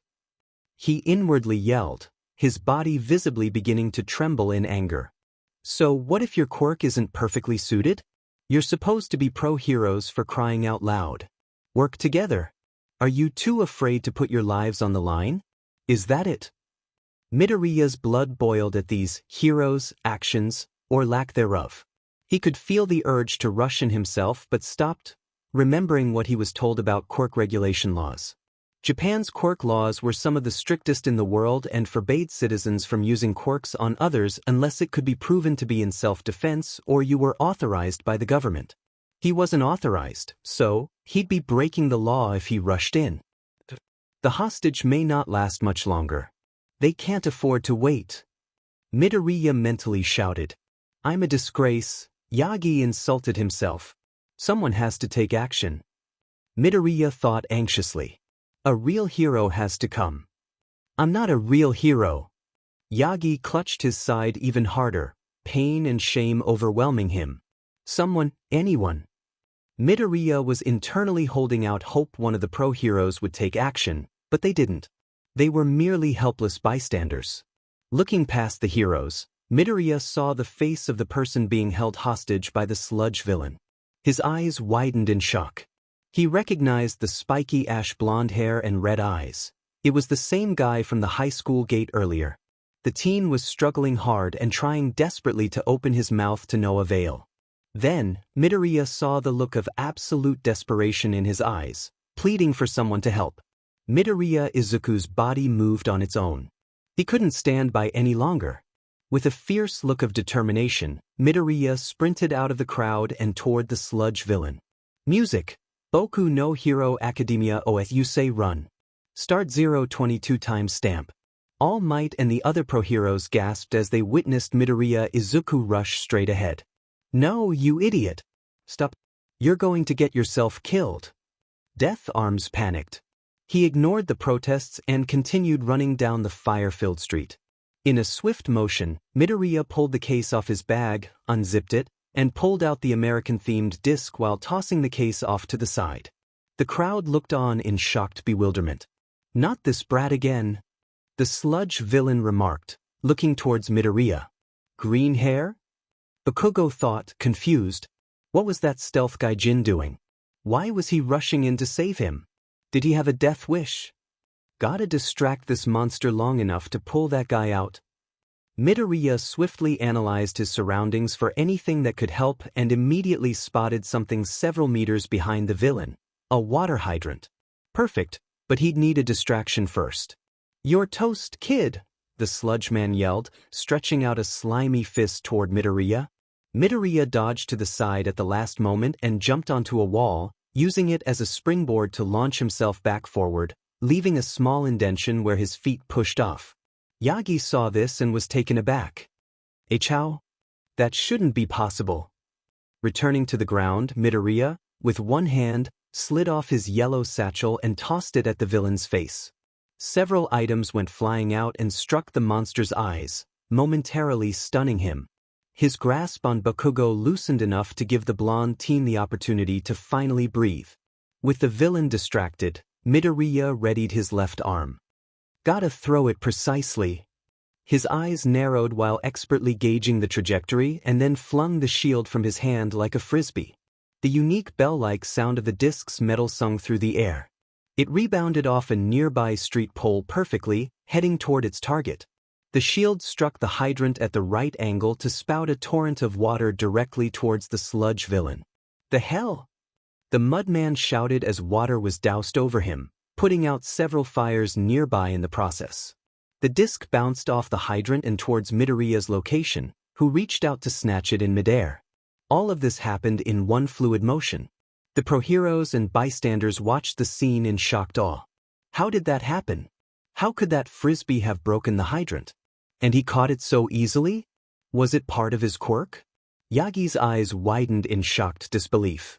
He knew of only one object from history that could do what that disc just did. But it couldn't possibly be his shield. It disappeared along with him over 150 years ago. Damn it! The monster cursed as his parts of his goopy body started falling to the ground. My own fluids are being watered down. Midoriya rushed in to grab a hold of Bakugo and pull him out of the sludge monster. He then pulled him several meters away where he could kneel and catch his breath. Bakugo coughed a bit, and then looked up at Midoriya dumbfounded. What the hell?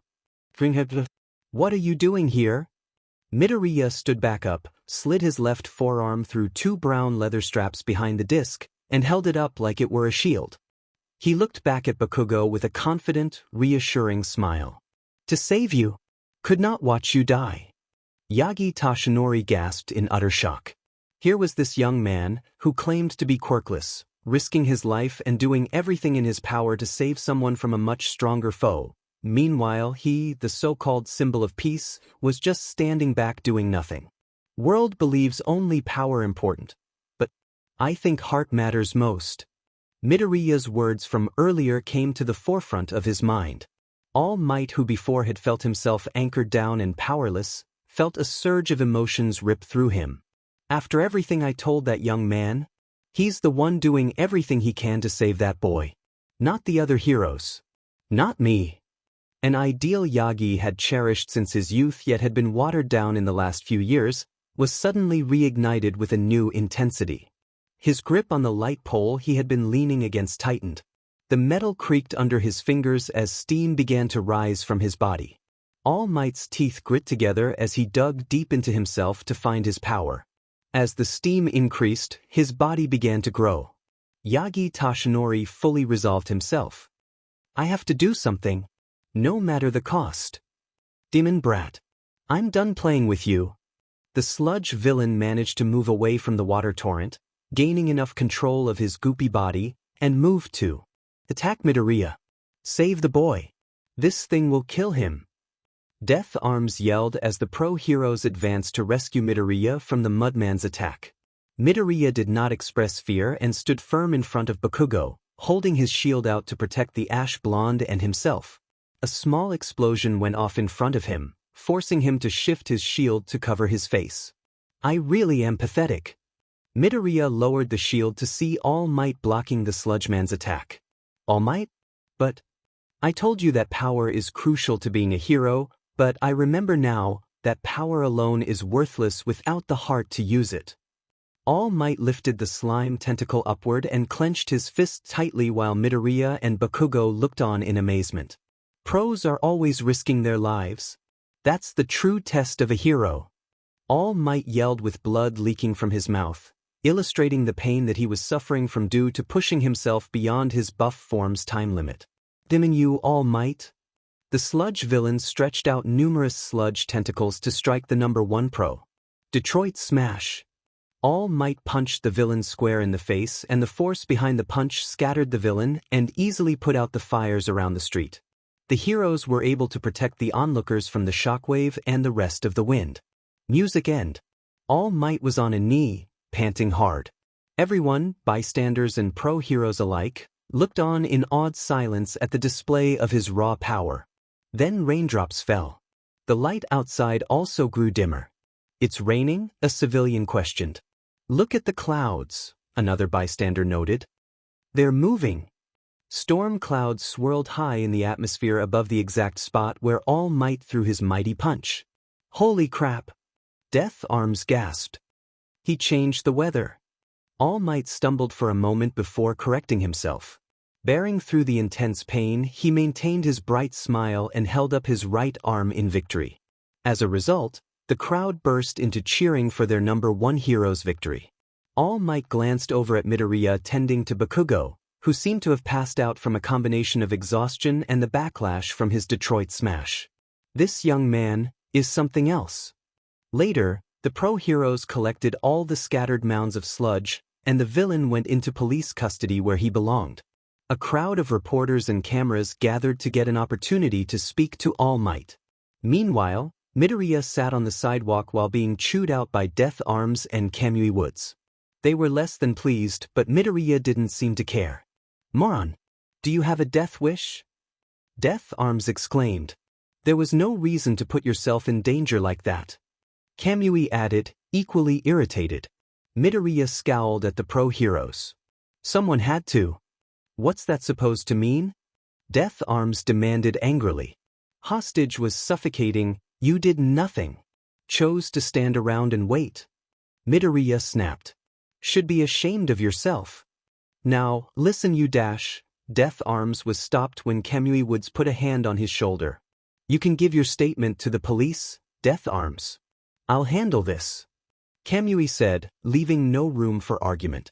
Death Arms shot once last glare to Midoriya and then walked off with a huff. Kamui directed a stern gaze at Midoriya. Tell me, kid, were you using your quirk in that fight? Midoriya shook his head. No. Kamui didn't see any sign of deceit on the young man's face, but some people were good at lying. There was no obvious sign of illegal quirk usage, even while accounting that amazing feat with the shield, so they couldn't bust him for that. However, that didn't mean he didn't break the law. He was curious about something else though. That shield, where'd you get it? Kamui Woods questioned, curious to know if it could be classified as a weapon. Just a replica. Custom order. Midoriya responded, keeping a straight face. Decoration for room.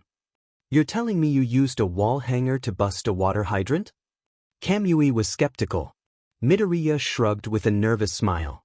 Good replica, I guess. You a foreigner, kid? He asked, noting his shaky Japanese and Western accent. Midoriya nodded. Yes. You should know that it's illegal for citizens, foreign or not, to interfere with pro-hero business, even if they have good intentions. Kamui pensively stated. Even if you didn't use your quirk, we technically can still have you arrested on account for hero interference and destruction to city property with the hydrant. Midoriya did not flinch at the threat of detainment. I know. Not sorry. He firmly responded. Kamui Woods and Midoriya's gazes were deadlocked one another, neither willing to back down. After a moment, Kamui finally closed his eyes and deeply exhaled, reaching into his pouch on his wooden belt. Suspecting the pro-hero was reaching for a set of HNDCFFS, Midoriya held out both arms in compliance. Even though he didn't agree with it, he wasn't going to resist arrest. However, Kamui surprised him by handing him a slip of yellow parchment instead. Midoriya took the paper and briefly looked over the bold kanji on the paper. The fine? This is a fine for damaging the water hydrant. That was sound thinking on your part to use water to prevent the villain from creating more explosions and simultaneously weakening him in the process. Wish we had thought of that. Nonetheless, it is still destruction to public property, and we can't ignore it. We're also letting you slide for interfering with pro-hero business this time and this time only. Kamui firmly asserted. You can pay your fine at City Hall or the city's website. If you pay it on time, this whole incident can be kept off your record. Deal? Midoriya nodded in understanding and placed the fine in his satchel. Fair. He sighed, politely bowing his head. Thank you. Kamui nodded and proceeded to walk away. Try to stay out of trouble, kid. Hate to see you get arrested. He stopped to give him a glance over the shoulder. With your attitude and drive, you'd make a great pro-hero one day. With that, Kamui left to join the other pro-heroes by the police and crowd of reporters. Midoriya gathered his things and proceeded to walk away with mixed feelings. Bakugo, meanwhile, was being praised for his bravery by some of the other pro-heroes. One hero even offered him a sidekick position if he decided to go pro. Bakugo, however, wasn't listening as he stared at the ground in deep contemplation. Out of the corner of his eye, he watched the verdette amble away. With a conflicted expression. Later that day, the sun was descending over the horizon, casting a golden glow over the city. Midoriya Izuku was walking down a relatively secluded path, opting to take a different path to his apartment. All the while, he had his smartphone up to his ear in a conversation with a certain someone. Look, Agent Coulson, I know you're not happy but dash. That's an understatement, Cap. You could have nearly blown your cover. You're lucky the Japanese media is giving all the credit to All Might and not focusing on you at all. Agent Coulson exclaimed over the phone, sounding quite irritated. Special Agent Phil Coulson was his own personal liaison to S.H.I.E.L.D., an American extragovernmental counterterrorism and intelligence agency tasked with maintaining both national and global security. Basically, if Midoriya needed to contact S.H.I.E.L.D. or vice versa, Phil Coulson was the man to go to.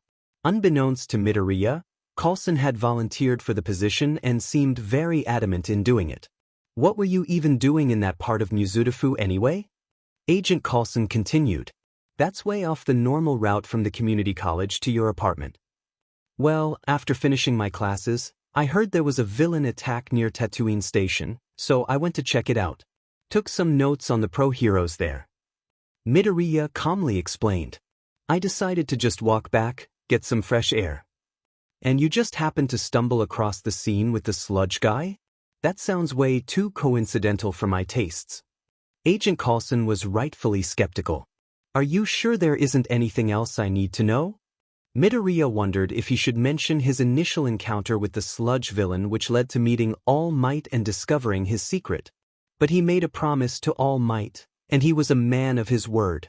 No, nothing that's relevant. Was just a coincidence, I guess. Right? And you couldn't turn the other way and let the heroes there do their jobs. Agent Coulson questioned. You weren't there, Agent Coulson? Midoriya yelled, aggravated. There were more than enough heroes there to formulate a plan, but they were completely okay with just standing around, waiting for someone else to do their DMN jobs. The hostage, he would have died if someone didn't act.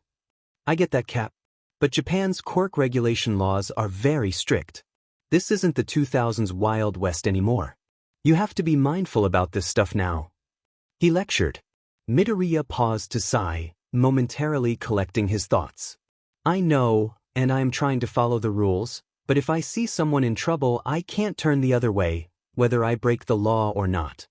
Coulson was silent for a moment before exhaling deeply. You don't make things easy, Cap Hat. He chuckled ruefully. Happy to know you're the real deal like the legends say. Don't worry about your fine, by the way. S.H.I.E.L.D. will cover it and I'm not taking no for an answer. You have more important things to focus on than trying to pay a city fine. Midoriya smiled lightly.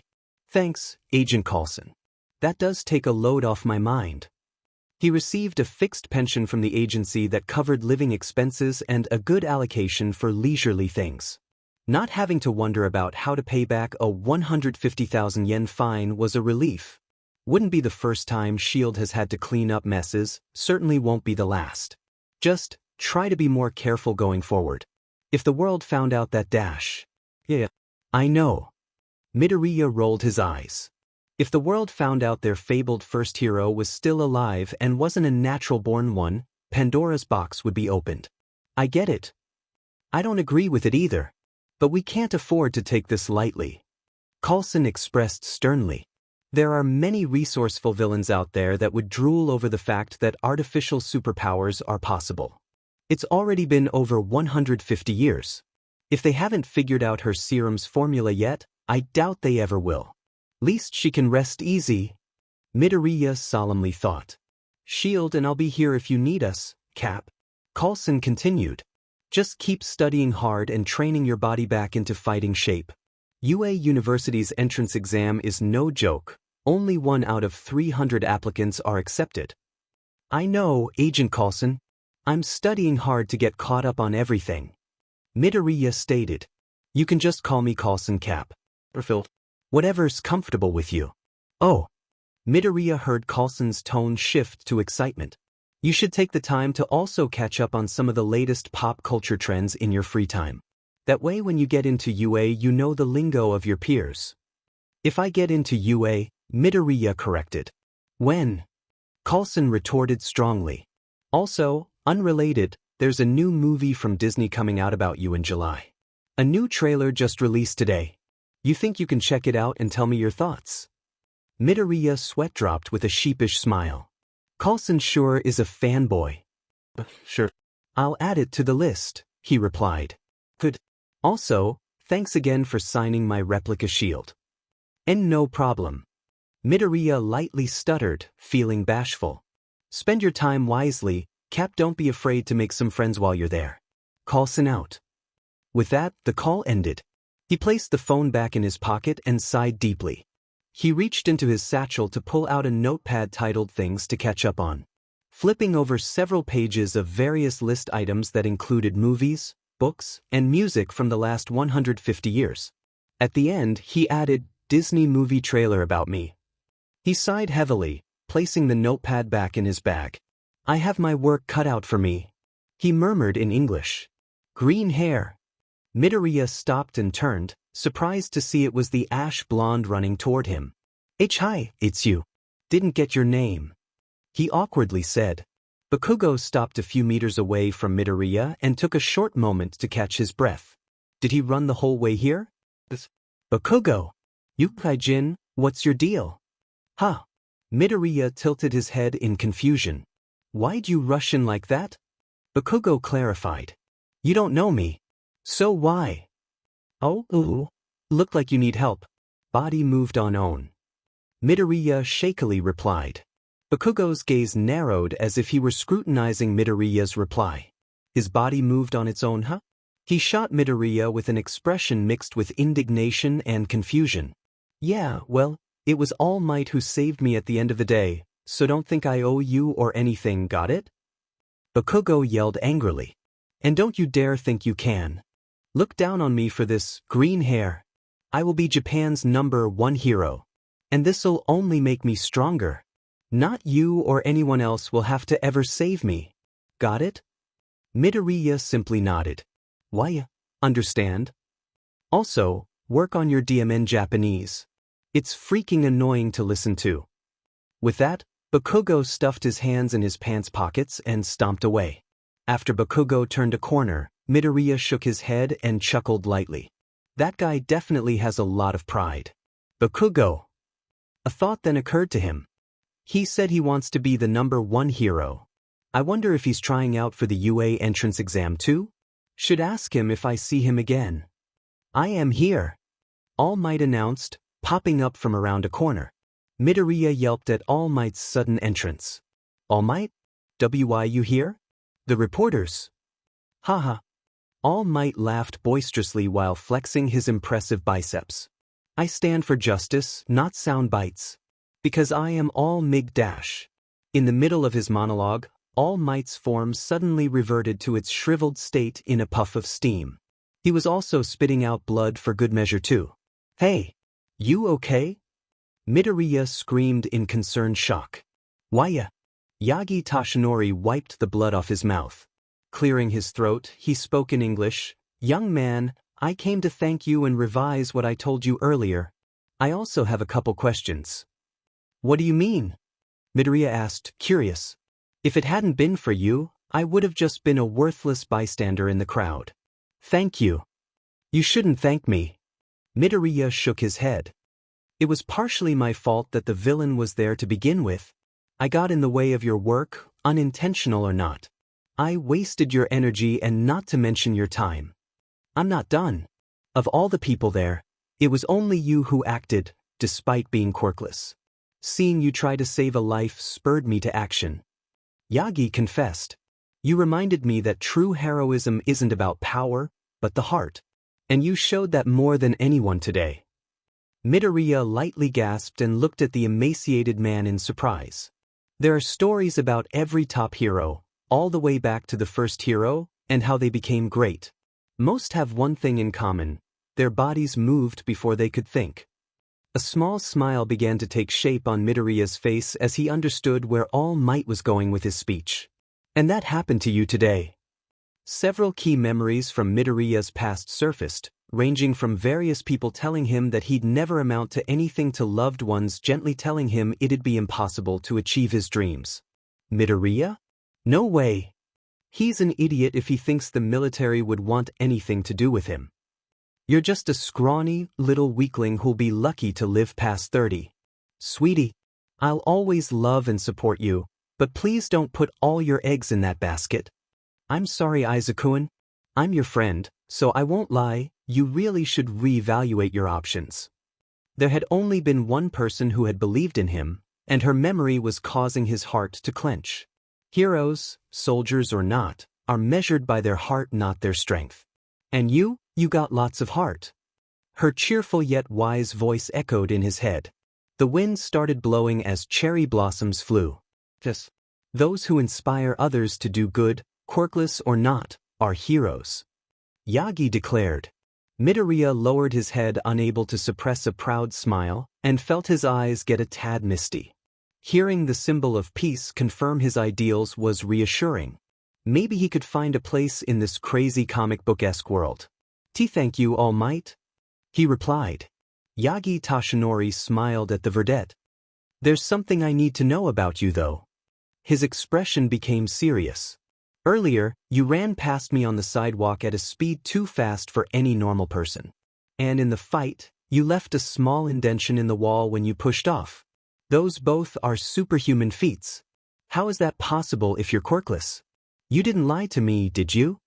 Midoriya internally flinched. He really does need to be mindful of his actions. Well, no sense in trying to cover it up. No, I didn't lie. I really am quirkless, but I didn't say I was powerless. Midoriya replied. Yagi pet a brow ridge, bewildered. What does he mean by that? Not sure I understand what you're saying. What about that shield then? Yagi directed his gaze to the circular case on Midoriya's back. With how that thing bounced off objects and broke the fire hydrant, no way that thing is a prop. Well, you see. Midoriya stopped, unsure of how to explain. And you used it quite well. Color me impressed.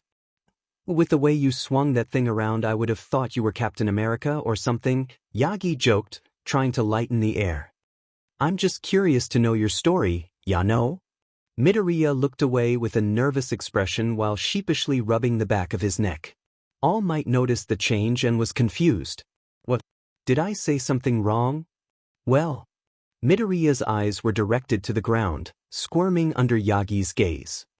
You think you could keep a secret from me, All Might? Of course. Yagi replied truthfully. You're keeping my secret, after all. Least I can do is keep one of yours. You swear to keep this between us?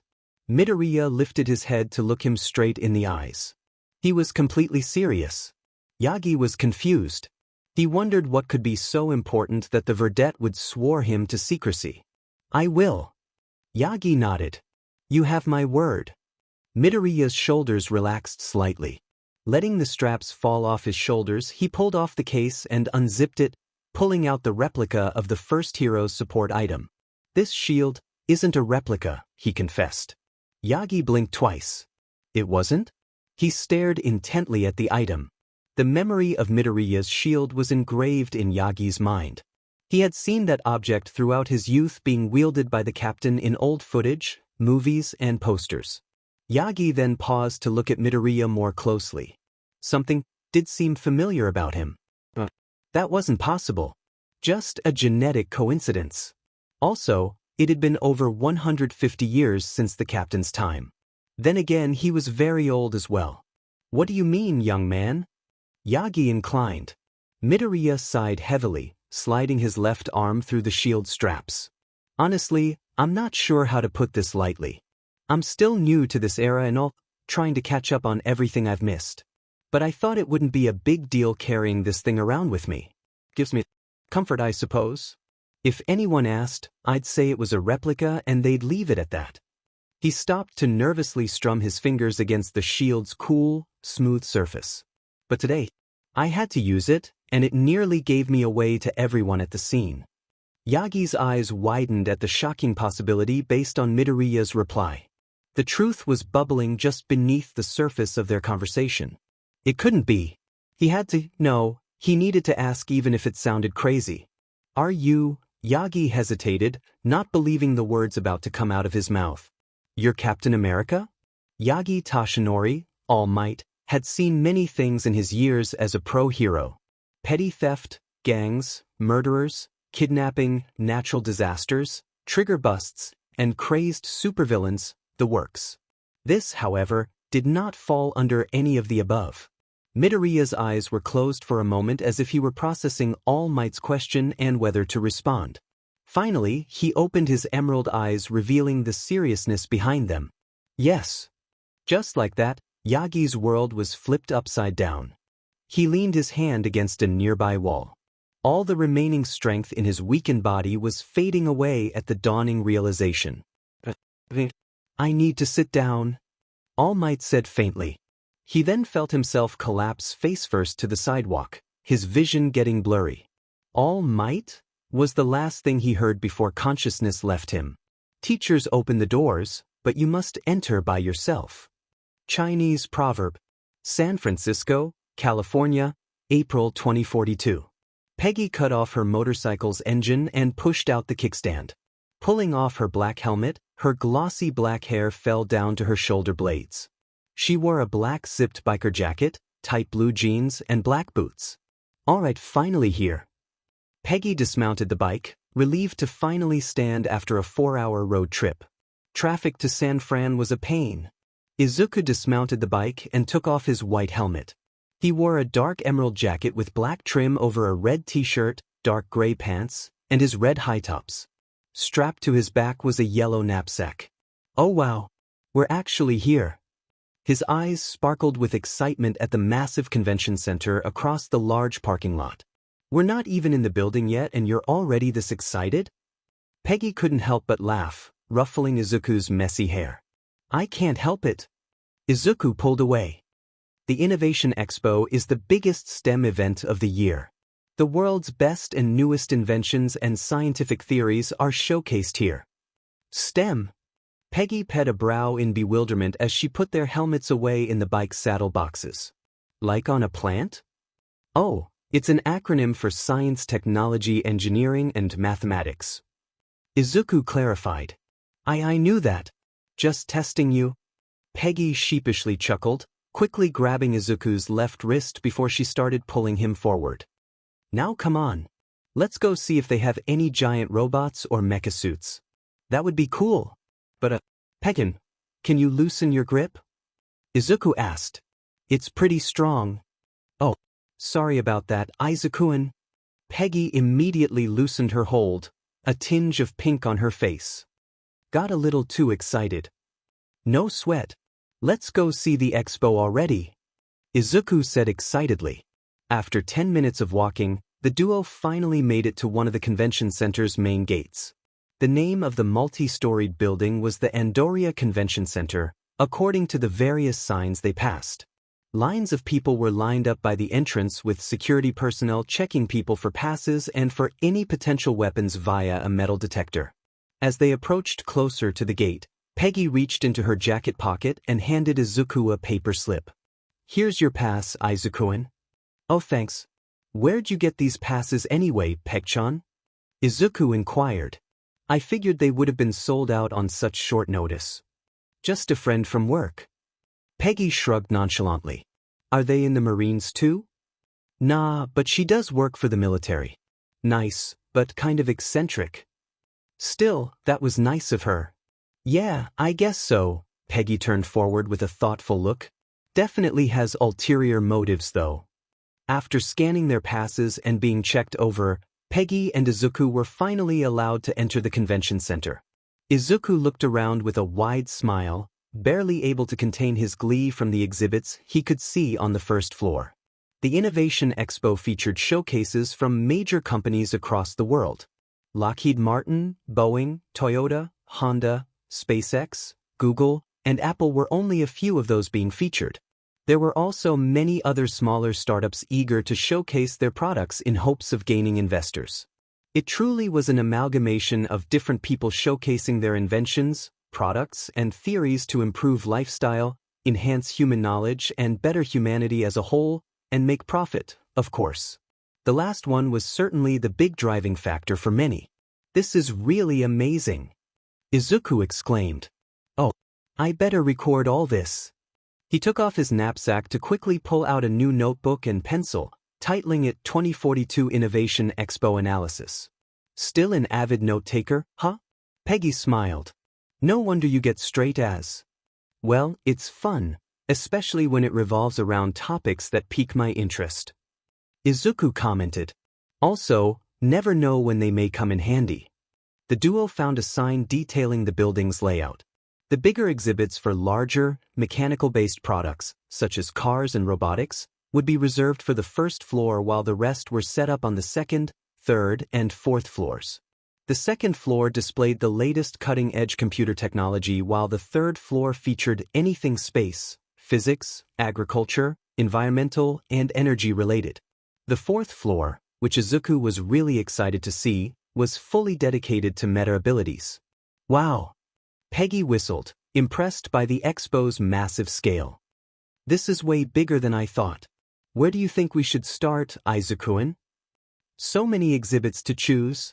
Although I am excited to see the advancements made in robotic technology and the newest discoveries in meta-ability research, it'd probably be best to reserve those for the end. He muttered to himself. So, with that being said, we should check out the second and third floors first. However, Peg-chan is mostly interested in robotics, so I have to take her wants into consideration too. Perhaps if we split the middle and dash.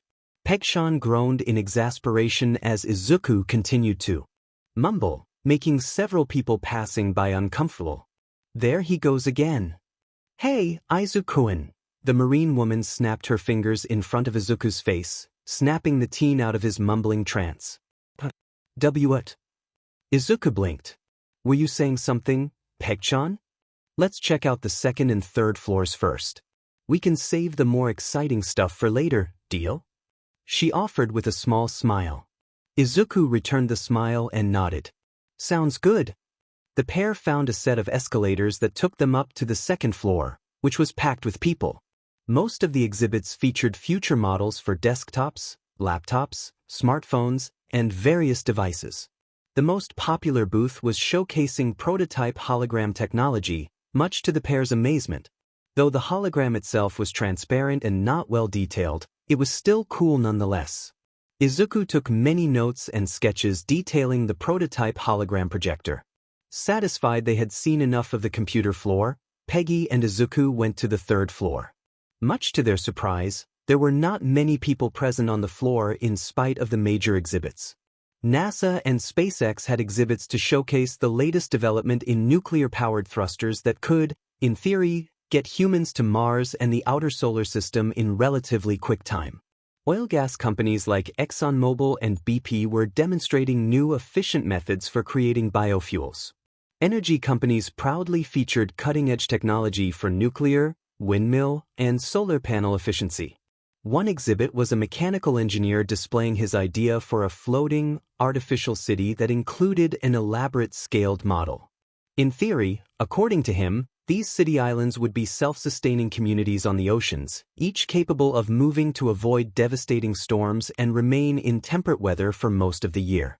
Izuku found the concept interesting, believing it could be a solution to overpopulation in some countries. However, it was doubtful that anyone would ever invest in such an expensive idea. Izuku did dedicate a page in his notebook for the artificial island concept though. The most interesting exhibit, however, came from a new energy startup company named Howard Shield Inc. On display was a tractor tire-sized circular tube surrounded with wires and complex devices placed haphazardly around the perimeter, making a low humming noise. What really garnered attention was the brilliant blue energy sparkling inside the tube. What you see here is the future of energy, people. Please, gather around. A well-groomed, flamboyant man exclaimed. The prototype reactor I've designed, dubbed the arc reactor, has the capability of producing all the clean, free energy the world needs. Introducing just a few joules kickstarts a chain reaction that, in theory, produces gigajoules of energy. Whoa! Izuku was impressed as he swiftly sketched out the device and jotted down notes. Is that a lot? Peggy whispered to Izuku. A ton. The biggest power plants in the world can only produce a fraction of that kind of power. Izuku replied hastily. Seems a little too far-fetched if you ask me. One viewer commented. How is that even possible? Another questioned. Oh, doubters?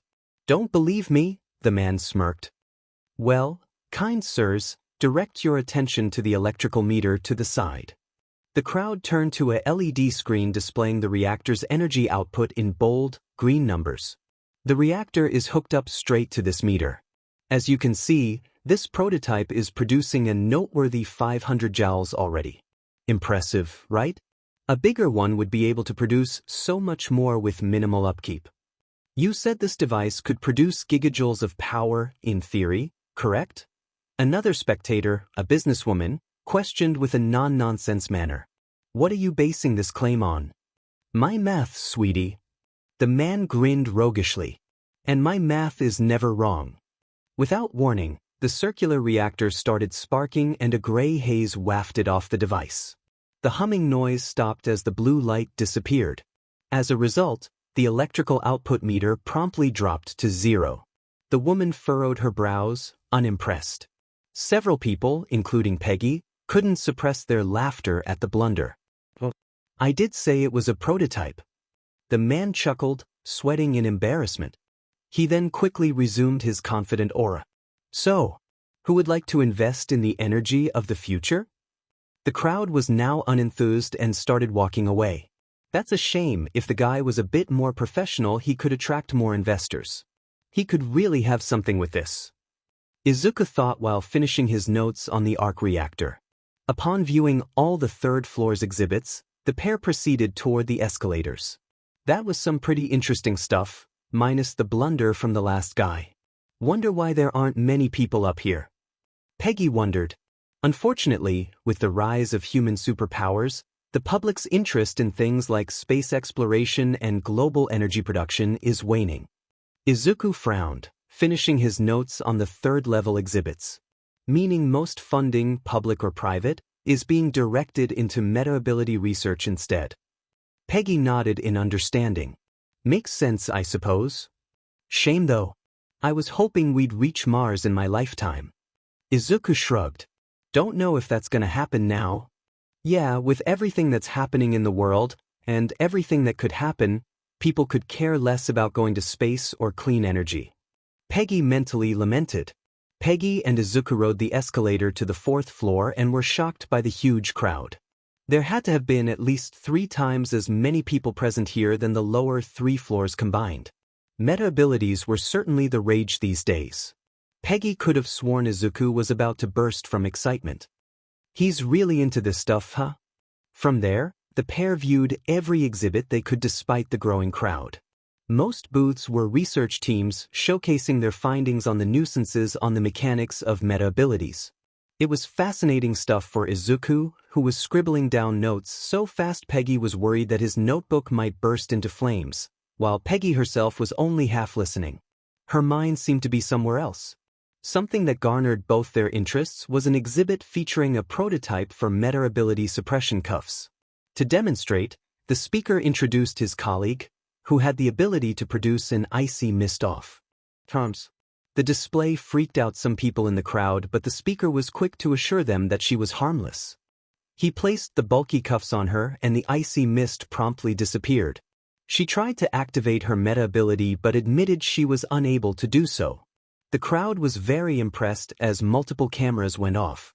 Izuku spotted groups of people in expensive suits approaching the Metacuff team, speculating that they were potential investors. That could definitely be useful for law enforcement. Peggy noted. They need to be developing more stuff like this. Right. Izuku sketched the cuffs and wrote lines of notes. This could make containment for crazed meta users much more doable for authorities rather than just tranquilizing them, or worse. Peggy felt her thigh vibrate and pulled out her phone.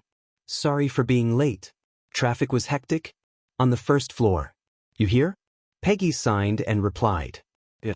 On top floor with friend. We'll be down soon. Great. Standing by East Gate. Putting her phone away, the onyx-haired young woman turned her attention back to her friend. Hey, Izuku-san. Why don't we head down to the 1st floor? We can come back up when there's less people. Yeah, it is getting pretty crowded. Izuku commented, realizing how little space they had to move. Peggy and Izuku carefully maneuvered their way out of the crowd and back to the escalators. Moments later, the pair finally made it back to the 1st floor, which was thankfully more spaced out. I'm gonna head to the restroom, Izuku-san. You go on ahead. I'll catch up. Peggy said. All right. Izuku nodded. I'll be by the mechs. Peggy nodded and the duo walked away. The Marine went past the restrooms and around the facility until arriving at the building's east side entrance. She looked around the crowd of people and spotted her target standing close by the entrance. Approaching her target, who was looking away and unaware of her presence, she spoke up. Doctor. Whoa! He jumped and turned to face Peggy, startled. You don't sneak up on people like that. The doctor was a young woman standing at 5'5", 167 centimeters, had smooth pale skin, and was of Asian descent judging by her facial structure. She had ruby red hair tied into a ponytail by a black hair tie hanging off her left shoulder. A pair of thin glasses rested on her face, and if one looked closely, they would notice 3 light yellow rings around her pupils contained within her emerald irises. She wore a light purple shirt under a long white lab coat, black pants, and black slip-on shoes. Dangling from her neck was a red lanyard with her ID card attached. A gray satchel loosely hung from her right shoulder. Overall, despite some wrinkles around her eyes presumably from overwork, she was fairly attractive and had a bubbly aura around her. Voice actress, Laura Bailey. Peggy remained stoic as she waited for the shorter woman to calm down. Well, anyways, the doctor sighed, I'm glad you could meet me here, Yamamoto-san, or should I say Corporal Yamamoto? She smirked. Corporal is fine, doctor. Peggy replied plainly. So serious. In any case, have you been enjoying the expo so far, Corporal? Would have been here to meet you sooner, but traffic is pretty crazy in this town, ya know. Peggy nodded, keeping a straight face. Thank you for the passes. My friend is basically in heaven right now. He can't get enough of this stuff. The doctor pet an eyebrow, a teasing grin formed on her face. Could it be that the Iron Woman has a secret boyfriend? It's not like that. Peggy quickly denied, trying to hide a light blush. She straightened herself and resumed her professional attitude. Can we just get to the point of this discussion? Straight to business, huh? Okay. She motioned to the doors. Follow me outside. We can talk somewhere a little more private. Peggy nodded and followed the redhead out of the building. Meanwhile, Izuku was in awe of the robotics exhibit. He could feel his hand hurting from how fast he was jotting down notes and sketching things out, but he pushed on anyway. There were full-body mech suits that pilots could operate for moving much heavier objects weighing up to several tons. There were even exhibits showcasing the latest developments on robotic prosthetics for amputees. One amputee, a retired veteran who had lost his left leg in battle, had a prototype hooked up to demonstrate. The veteran and everyone else were impressed by how responsive the prosthetics seemed to be. It was almost as if it were the real appendage. So fascinating, Izuku mumbled while writing. So many applications for those mech suits. They could be used in warehouses, construction sites, and even in the military. The prosthetics are also a major leap forward in medical technology. Izuku mindlessly walked to the side to get out of other people's way while continuing to fill his notebook. He stopped by the glass panels lining the wall.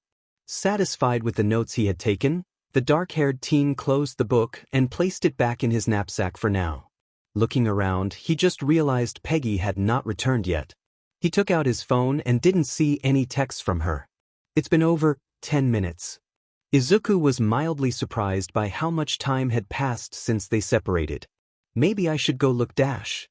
He stopped when he spotted something out of his peripheral vision through the glass panels. Across the street, he saw American flag banners hanging around a building. Looking closely, he realized it was a military recruitment office and, judging by the signs, it was for the U.S. Army.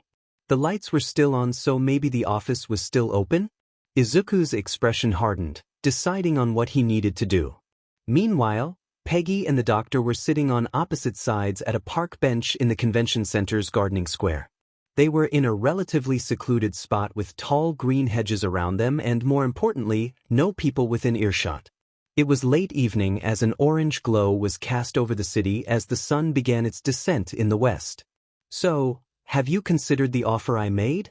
The doctor inquired in a serious tone. Peggy did not respond immediately. A short moment passed as she lowered her head, exhaling deeply. I have. And? The doctor pressed. I'm honored that out of all the candidates, you chose me. She shut her eyes and shook her head. But I have to respectfully decline, Doctor. And may I ask why, Corporal? She sounded surprised. Clearly this wasn't the answer she was expecting. I dunno. Maybe because I don't want to be mutated into a monster, or something along those lines. Peggy dryly responded. See, Corporal? The redhead stammered. I can assure you that That what? I won't be mutated? I won't die. Peggy challenged. You said it yourself, Doctor. The project in itself is risky and practically untested. I'd essentially be your guinea pig. Corporal, I wouldn't ask for human test subjects unless I was 95% sure it'd be successful. The doctor asserted. Such a statistic did not alleviate Peggy's concerns one bit as she turned to the doctor incredulously. Only 95%, huh? And the other 5%? Well, the doctor tapped her index fingers together timidly, that is reserved for the unexpected circumstances that even I can't account for. DNA is crazy complex, ya know. She shook her head and adopted a determined look. But it will be successful. I've perfected the formula this time, I'm sure. Maybe you have, but honestly the whole idea behind the AMP is dangerous and too risky for my tastes. Peggy responded. I'm sorry, Dr. Hatsum, but my decision is final. You'll have to find someone else to test your formula on. Dr. Hatsum frowned, disappointed. I understand.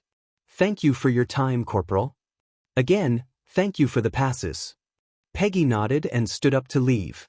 Good luck to you, Doctor. Yeah, same to you. Dr. Hatsum replied, disheartened. As the Marine walked away, Dr. Hatsum slumped her shoulders and practically deflated. Shoot! She exclaimed to herself. I was positive she'd accept, and Corporal Yamamoto was the perfect candidate too. Darn it! She collapsed back on the bench and groaned in frustration. At this rate, I'll have to choose one of those stuck-up JARCs the Colonel keeps recommending. She internally lamented. Idiot doesn't even understand how the formula works. Give it to those muscleheads and you'll practically be creating supervillains. The red-haired doctor stood up and collected her satchel. Too depressed to even see the expo now. Might as well just head on back. Try to rethink my strategy for acquiring candidates. She was about to walk until she overheard something. It sounded like Corporal Yamamoto was arguing with someone around the corner. She couldn't see her since a tall hedge was blocking the view. Curious, the doctor quietly walked closer and poked her head around the corner. Corporal Yamamoto was standing in front of a shorter, Asian-American boy. The doctor guessed he must have been in his late teens. It seemed the corporal was angry with the younger man if her posture and tone of voice was any indication. Dr. Hatsum knew she shouldn't eavesdrop on others' private affairs, but she couldn't help but be a little nosy. Was this the friend Yamamoto had mentioned? She remained hidden, quietly listening in. What was the worst that could happen? Moments prior, Izuku was walking out of Andoria Convention Center's East Gate. Taking the shortest route, he walked down the path leading through the garden square. The recruitment office would then be directly across the street. He pulled out his phone to text Peggy in case she was looking for him, but was confused to see her walking out from a perpendicular sidewalk up ahead. Peg-chan? What are you doing out here? Izuku asked, bemused. Restrooms are that way. He pointed back to the main building. Izuku-in? Peggy was mildly surprised to see Izuku outside. She was sure he'd be enraptured with the robotics exhibit long enough for her to sneak back in unnoticed. Did he get concerned and start looking for her? I could ask the same for you. I asked first. Izuku retorted. Peggy sighed, seeing no point in trying to lie. I was just talking to a friend from work. No big deal. Izuku pet a brow. The same one who gave you the passes? Yeah. She nodded. You could have just told me. You didn't have to lie. Izuku lightly scolded. I know. I apologize. Peggy replied, hanging her head low. Should have been forthcoming. Did they already leave? Yeah. It was a brief conversation, honestly. Peggy replied. Had to be important for you to ditch me like that. He deadpanned. It's confidential. Can't get into it. Peggy rubbed her neck apologetically. Hope you can understand. Izuku nodded. Although he didn't approve of her lying, he understood Peg-chan was in the military and couldn't share sensitive information with others, including close friends and family. So, what are you doing out here? Come to look for me? Peggy questioned. Well, Izuku fidgeted slightly, knowing she wouldn't be happy. They spotted a recruitment center across the street. Peggy was indeed not pleased by his response, and directed a stern frown toward her friend. Izuku-an, she growled, you were already denied. I'll try out for the Army. Or the Navy. National Guard. Heck, even the Coast Guard. Their physical requirements aren't as intense. Izuku stated. I won't know if I don't try, right? Izuku-an, I've been really working hard, Peg-chan. Exercising and dieting. I just need another chance. Izuku argued. Izuku, just stop. She shouted, startling her friend. Taking a moment to collect herself, she sighed heavily and shook her head. I'm sorry, Izuku-an. I'm your friend, so I won't lie, you really should reevaluate your options. Izuku felt his heart drop at that response. He knew Peg-chan was never thrilled about him wanting to join the military, but she had always been supportive regardless. Until now, that is. Unbeknownst to the childhood friends, Dr. Hatsum was now observing them from behind a large hedge. Peggy laid a supportive hand on his shoulder. You're a brilliant guy, Izuku-an. You can do so much more with your life. You can go to college. Become a teacher. Study meta abilities. Anything. You're just not cut out for the military. Izuku lowered his head, a shadow casting over his eyes. I want to enlist, Peg-chan. Izuku-an, you don't have to join because of me. You can do whatever you want. She further urged.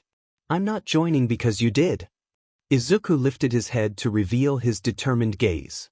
People are scared, Peg-chan. You know it and I know it. I can't just pretend that everything is okay. Society is edging closer to collapse. I need to try and help. People need someone who's at least willing to help them these days. Dr. Hatsum pet a brow in intrigue. Oh? Izuku-an, that's all well and good, but you're not fit for service. For any branch. Besides, even if you were somehow accepted, with your conditions you'll die in boot camp. Peggy strongly retorted. Support this. That's a shame, but it doesn't change my decision. Izuku affirmed. Peggy grabbed Izuku by his jacket and pulled him closer, her expression contorting into frustration. What are you trying to prove? Who cares what JRKS like Zack say? Or anyone else for that matter. You don't need to prove anything to them.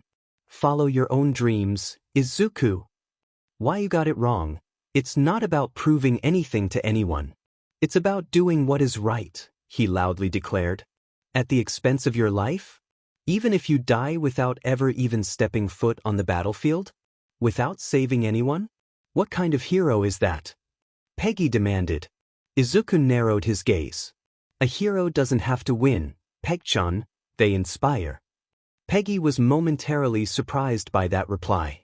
Izuku continued. There are people risking their lives, Peg-chan. It doesn't matter if I'm small or frail, I have no right to do any less than them. It's not about me, and that's what you don't understand.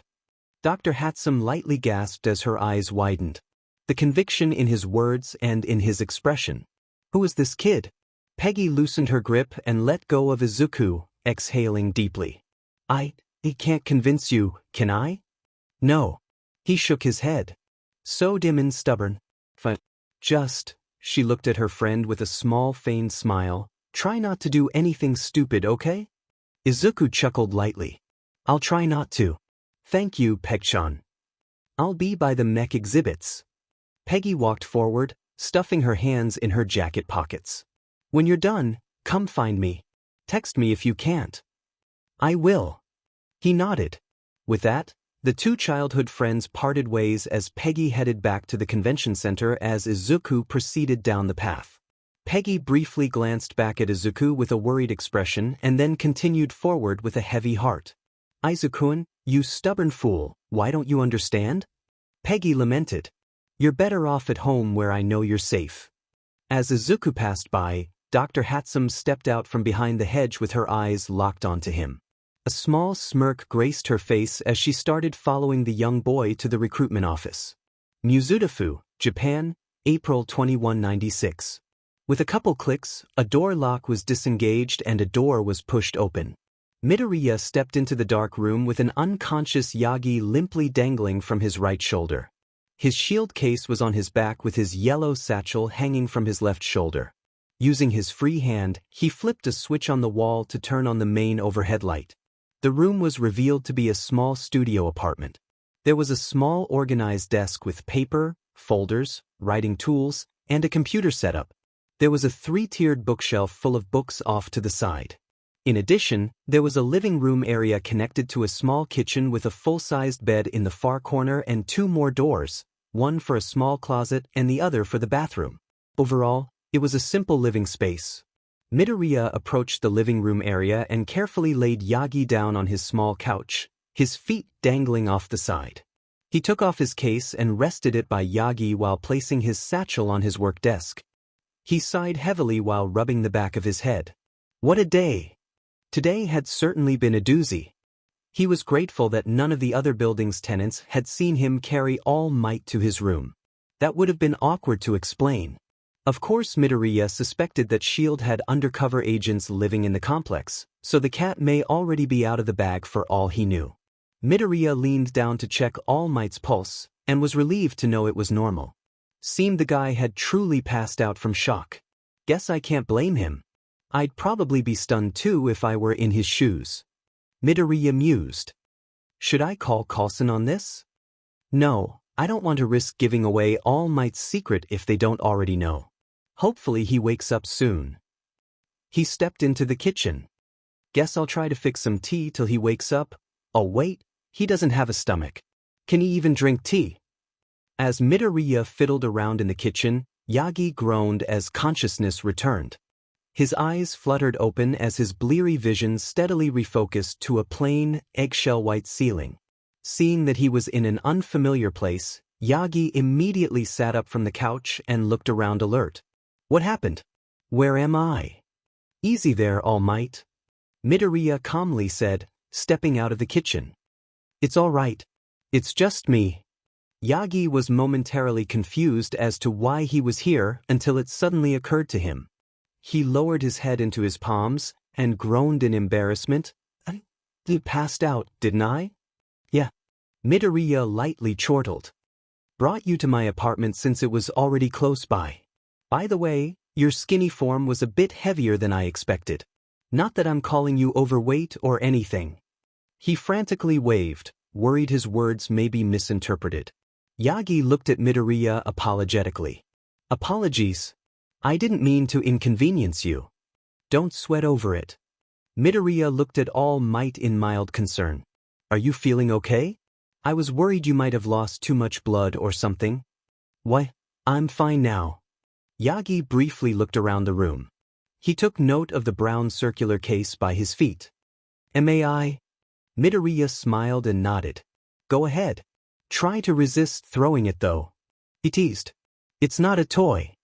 Yagi chuckled a bit as he unzipped the case, pulling out the American-themed disc. He flipped it forward and back and stared in wonder. The sound it made was unique. It was reminiscent of a tuning fork. This is really light, yet it's so strong. All Might mused. History had never divulged what Cap's shield was made of. One of the biggest mysteries in pro-hero history that not even the biggest hero support companies were able to answer. Curious, Yagi figured there'd be no harm in asking, what's this thing made of? Adamantium vibranium alloy. Yagi blinked, dumbfounded. They're uber-rare metals. Midoriya explained. Super strong and lightweight. Guess I wouldn't be able to get one then, huh? Yagi joked. Midoriya smiled and shook his head. Nope, she's one of a kind. How's it feel to hold it? It feels... Yagi paused as he admired the symbol of the first hero. He couldn't believe he was actually holding it. Like it should be in a museum. Midoriya chuckled. That's a fair point. Yagi placed the shield down by his feet, leaning it against the couch. Gotta say, he looked around, I certainly wasn't expecting Captain America to live in a studio apartment. Midoriya shrugged. I prefer it actually.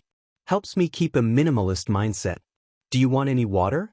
I'd offer tea, but I wasn't sure with your condition and all. Tea is fine actually. Yagi assured. It's just coffee and most solid foods I can't really consume anymore. Midoriya nodded and walked back into the kitchen. As the vedette prepared to put on a pot of tea, Yagi's eyes slowly widened in realization. This was real. He was actually talking to the first hero himself, the man he had admired and based his own pro-hero career on. It was so surreal. Talking to an historic figure that should have been dead over a century ago. Over tea no less. He was wondering if overexerting himself against that sludge villain was affecting his mind. He stopped to look at Midoriya. The few written accounts that had survived the Third War described Captain America as an Asian American, Japanese, according to some writings. Of course, nothing was ever officially confirmed, and the truth had remained a mystery. Until now, that is. So, you're really him, huh? You're the Captain America? Yeah. Midoriya glanced back, smiling nervously. Please don't pass out again. I don't. Yagi stammered in disbelief. How? How are you still alive? Well, that's a long story actually. Some of it I can't really get into. With the tea on, Midoriya stepped away and leaned on the countertop. But the short story is that I got into an altercation, and it resulted in me being frozen in the Arctic. Wait, frozen?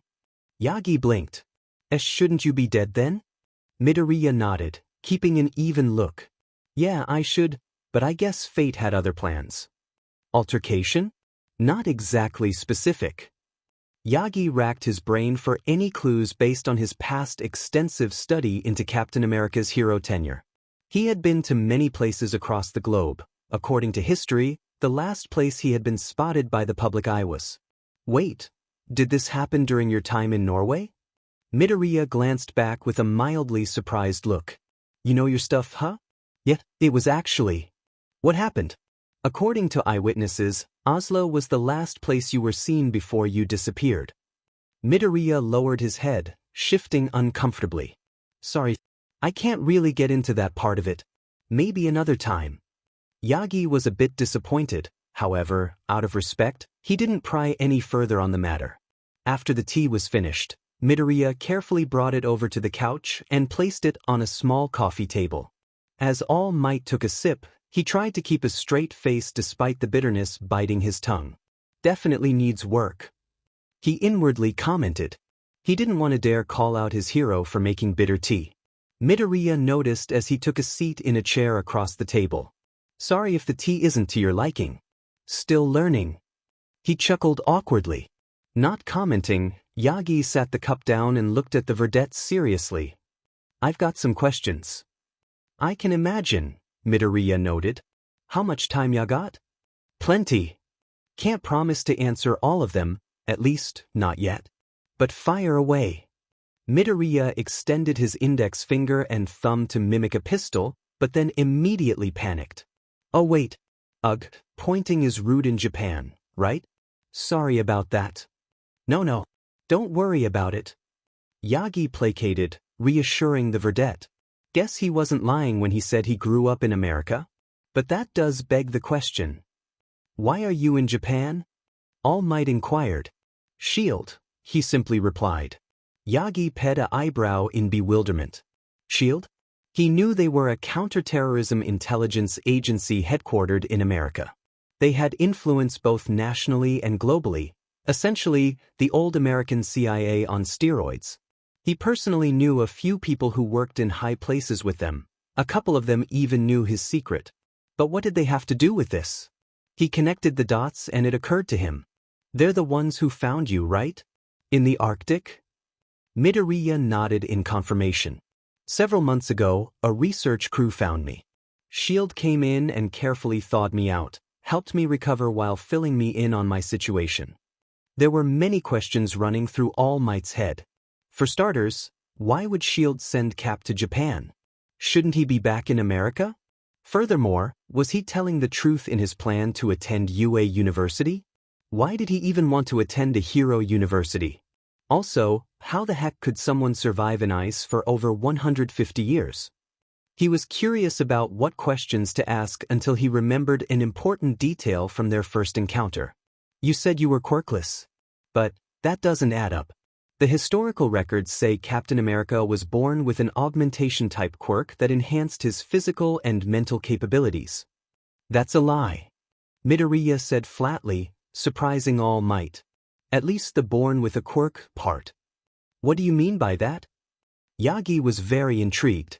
The higher-ups spun that story because they thought the masses should believe their Sentinel of Liberty was a natural-born hero.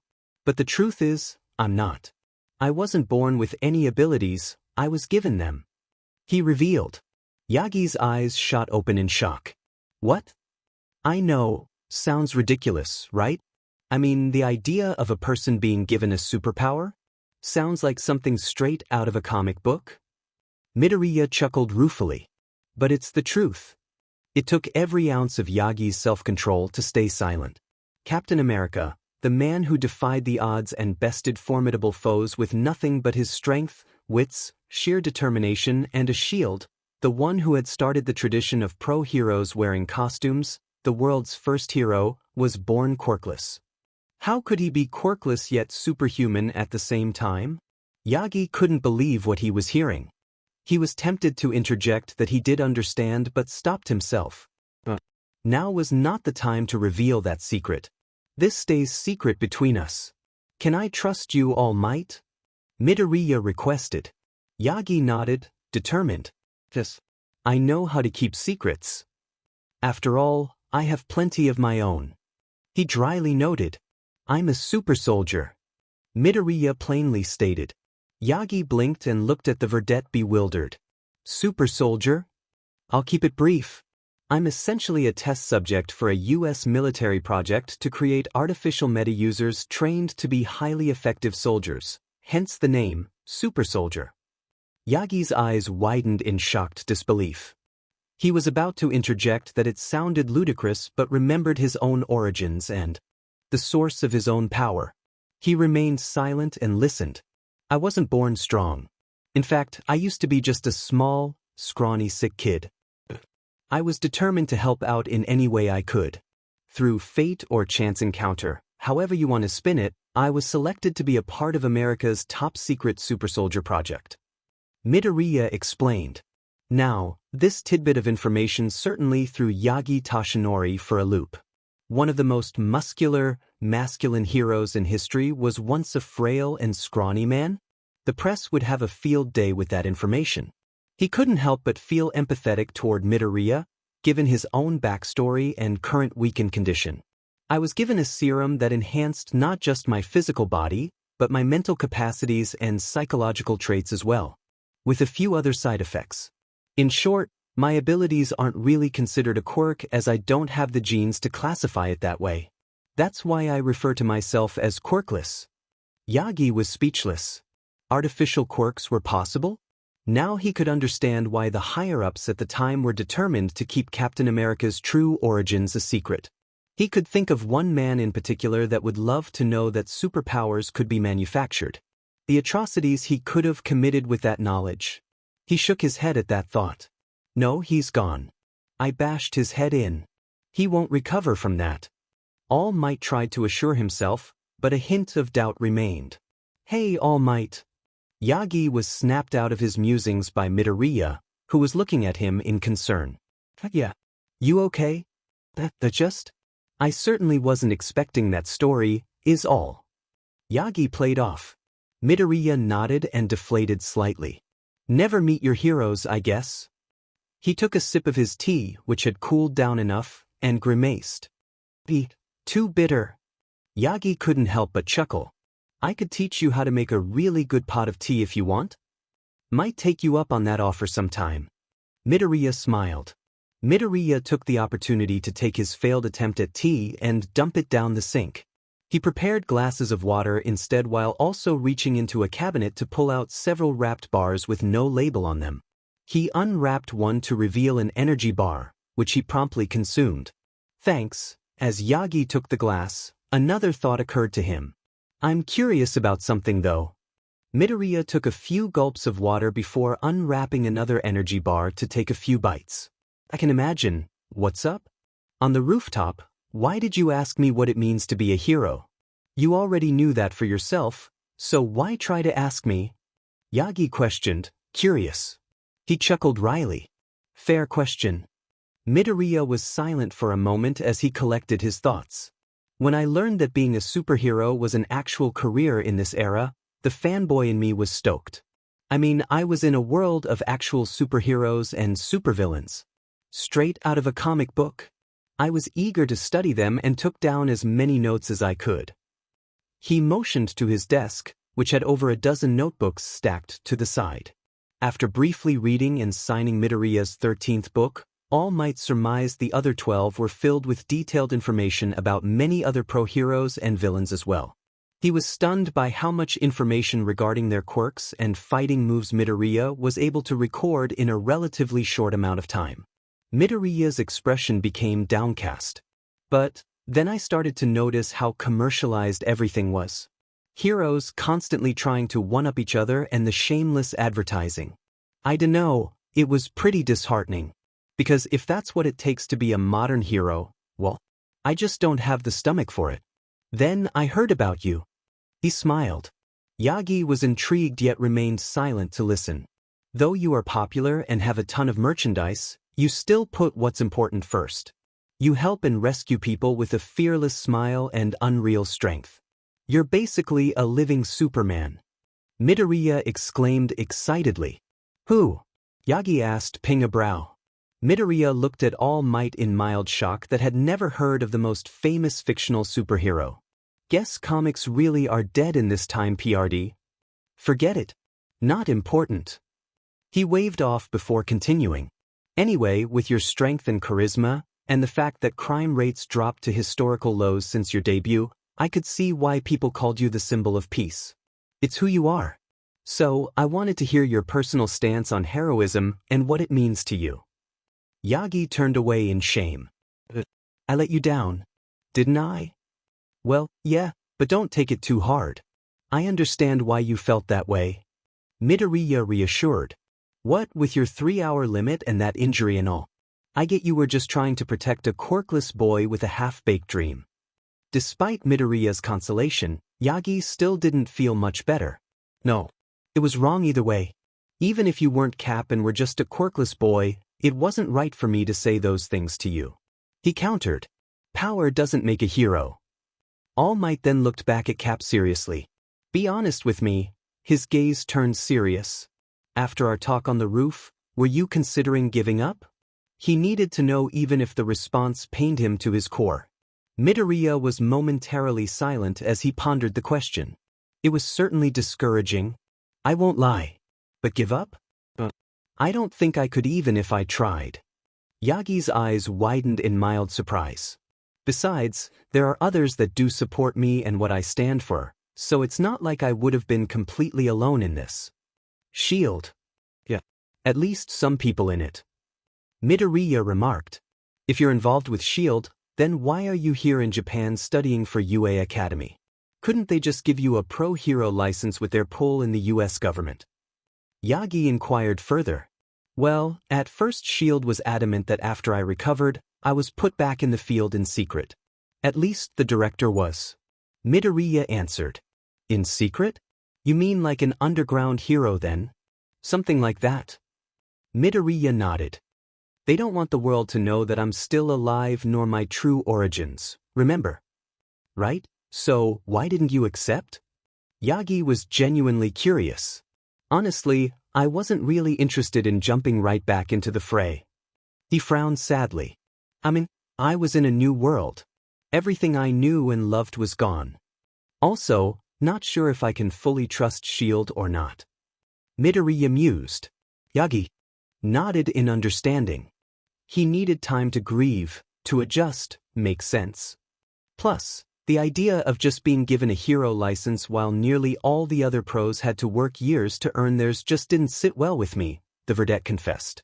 I'd rather earn it than just be handed one. Yagi could admire Cap's earnest desire to earn a license. Nonetheless, he couldn't help but feel Cap had already earned it with his past exploits. Did the captain not see it that way? Then, they decided on another idea. UA Academy. Yagi realized, starting to connect the dots. Midoriya nodded. It was decided the best way to get me reaccumulated to the world while getting me up to speed on modern heroics was to send me to hero school, with real people all around my age. He answered. UA University is the best hero academy in Japan, possibly in all of Asia. I thought it'd be a great experience to learn from the best of the best and reconnect with my heritage and all. I suppose that makes sense. Wait, how old are you? 22 in July. Yagi was surprised. So young. All the surviving records said he was in his early 30s. Did the US government lie about that too? Figures. So, yeah, that's why I'm here. Izuku smiled sheepishly. It'd be a nice way to help me readjust to the world while also giving me time to catch up on everything and the time to retrain my body. Train. Yagi pet a brow ridge, confused. You seem fit already though? Izuku rubbed his neck in a sheepish manner. Yeah, my muscles are still atrophied from being on ice for so long. Yagi's eyes slightly widened as an idea occurred to him. He was planning on enrolling as a UA faculty member in hopes of finding a worthy successor to One for All. But sitting in front of him was the legendary hero himself, Captain America. He was also young and a UA student hopeful. He'd be the perfect candidate. The prospect of Captain America himself being the next wielder of One for All really excited Yagi Toshinori. Then, Yagi stopped that train of thought, remembering Midoriya's reasons for attending UA Academy. Honestly, I wasn't really interested in jumping right back into the fray. I mean, I was in a new world. Everything I knew and loved was gone. He has so much on his plate right now. It wouldn't be fair to spring something as big as One for All on him. He thought and came up with another idea. But that doesn't mean I can't help him. I have an idea then. Perhaps I can help train you? Yagi eagerly suggested. Get your body back into fighting shape. Midoriya blinked, taken off guard by the offer. You do that? I mean, you're a busy hero, so I wouldn't want to interfere with your work. Nonsense.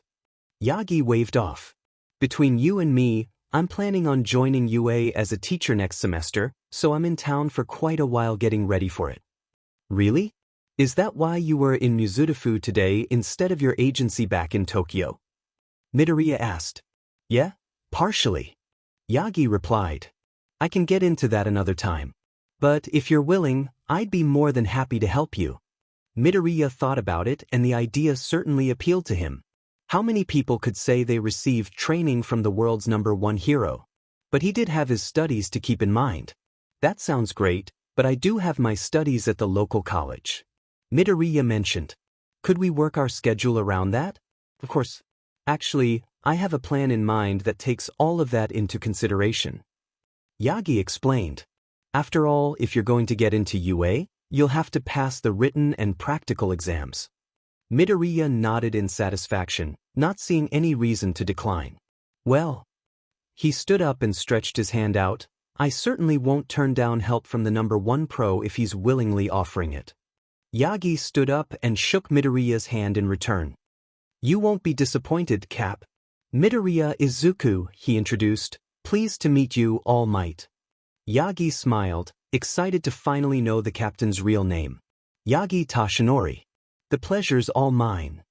Nearly an hour later, Yagi stepped out of the Ender Apartments complex and onto the sidewalk. Nighttime had arrived as street lamps illuminated the city streets. Can't believe this is all real. He exhaled, still internally trying to come to terms with everything that had happened tonight. I'd better get back soon to at least get a head start on writing up Cap's plan. Yagi pulled out his phone to look at the notepad app, momentarily studying the info Midoriya had given him on his body specifics and diet. Who would have thought those energy bars he was eating were 3,000 calories each? His metabolism was crazy high. He'd just have to factor that into the plan. He hoped Midoriya would have a sizable food budget though. Yagi then switched to the GPS app. The truck's parked over a few miles away. Maybe I should call a cab? Although I guess a little walking won't hurt. Taking a deep breath of the brisk night air, Yagi walked down the street. However, he didn't make it far before a vehicle suddenly drove up beside him and stopped. Much to his surprise, it was a 1962 Resto Mod, cherry red Chevrolet Corvette convertible with a red cloth roof up, bearing California license plate numbers 381 PC. Yagi's eyes widened as he only knew one person who owned and drove a piece of automotive history like this. The right side window slid down, revealing the driver on the left side and confirming the car was left-hand drive, as well as the identity of the driver. The driver was an American-looking Caucasian man 182 centimeters, 6 feet 0 inches, tall with a muscular build and short brown hair. He wore a black suit with a white button shirt with a silver pennant of an eagle on his jacket and black shades over his eyes. All in all, the man's appearance practically screamed government agent. "Need a lift, stranger?" he asked in fluent Japanese. "You look like you could use one." "Phil." Yagi walked to the car with a small smile. "It's been a while. Hop in." Agent Phil Coulson of S.H.I.E.L.D. gave a wry smile. "Let's go for a drive, Toshinori." After today's events, Yagi was feeling pretty exhausted. So, Coulson saving him from walking several miles was a welcome relief. Yagi pulled open the door and slid into the passenger seat while internally admitting it felt odd to be riding in a left-hand drive vehicle after so long. That brought up another question in All Might's mind: how was he even allowed to drive this car in Japan?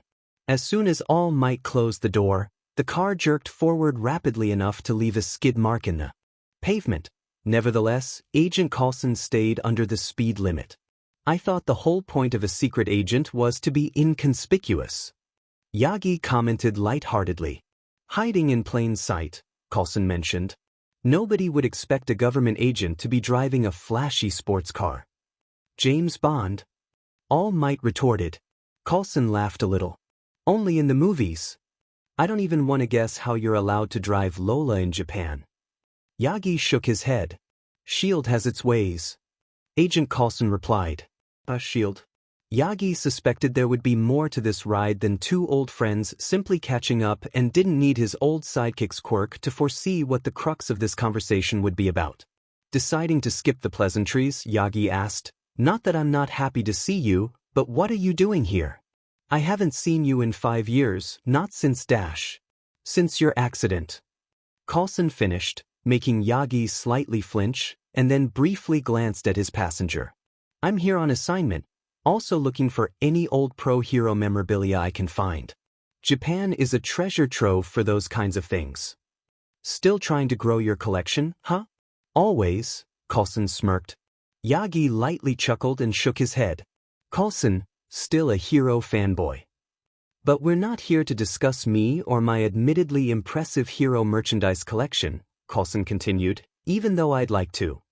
"Young Midoriya," Yagi stated rather than asked. Not sure if young is an accurate description or not, but yes. "I take it you're his overseer then?" "Liaison, to be specific." Coulson came to a stop at a traffic light, allowing pedestrians to cross. Several bystanders openly gawked at the red convertible. It made sense, after all, Coulson's car was over 200 years old. How he was able to acquire such a relic and restomat it, Yagi still had no idea.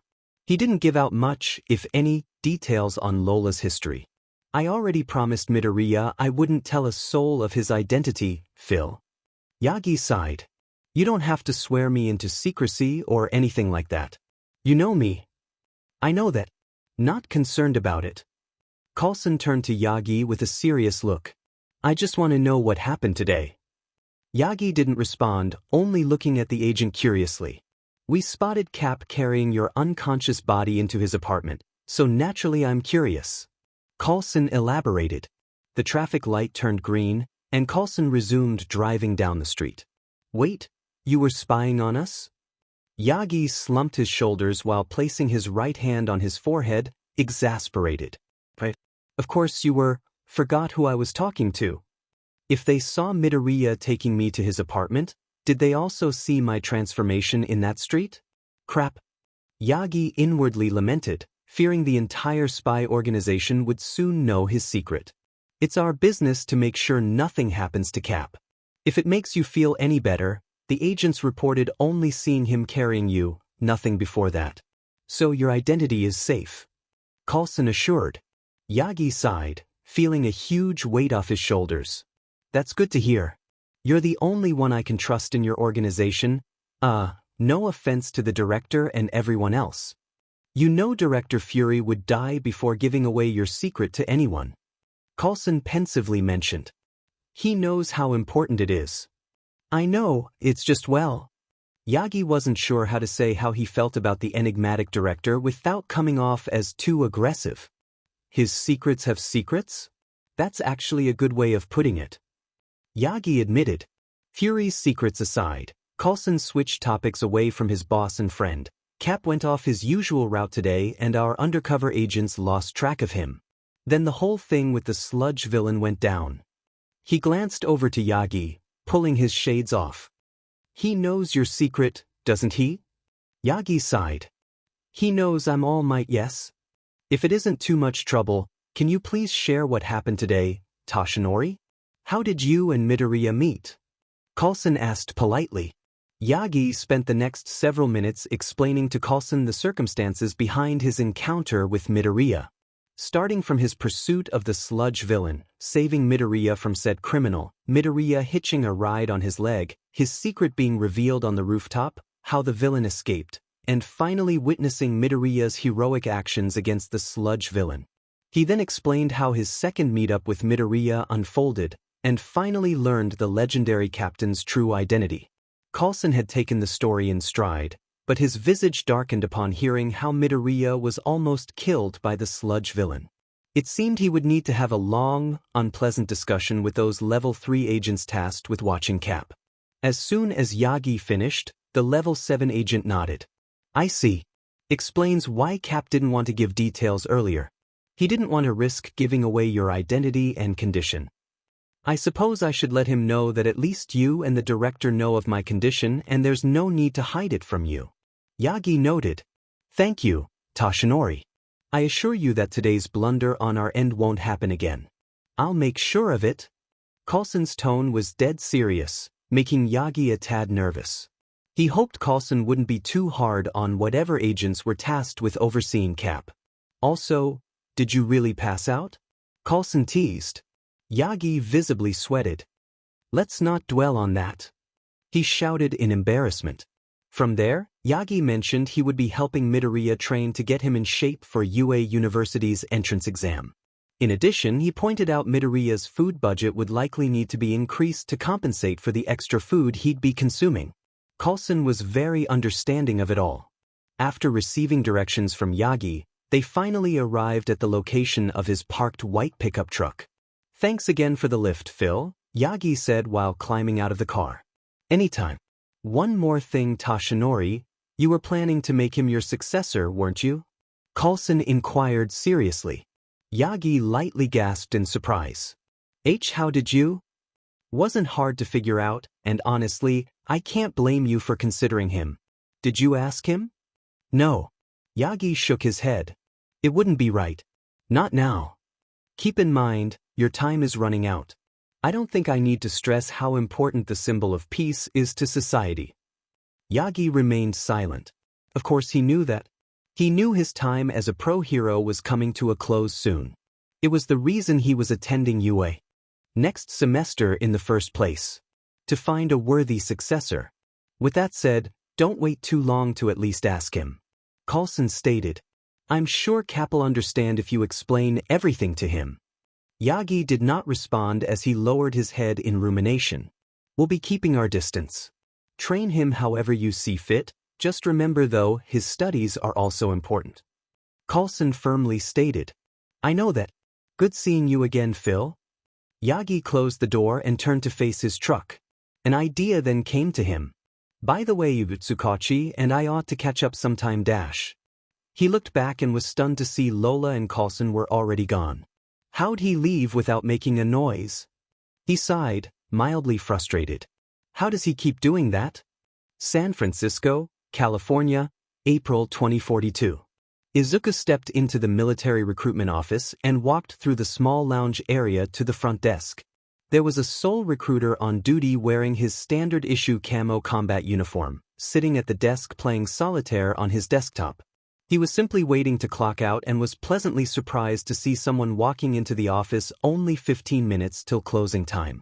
Doing his duty, he stood up and greeted the guest. Welcome to the Andoria Army Recruiting Station.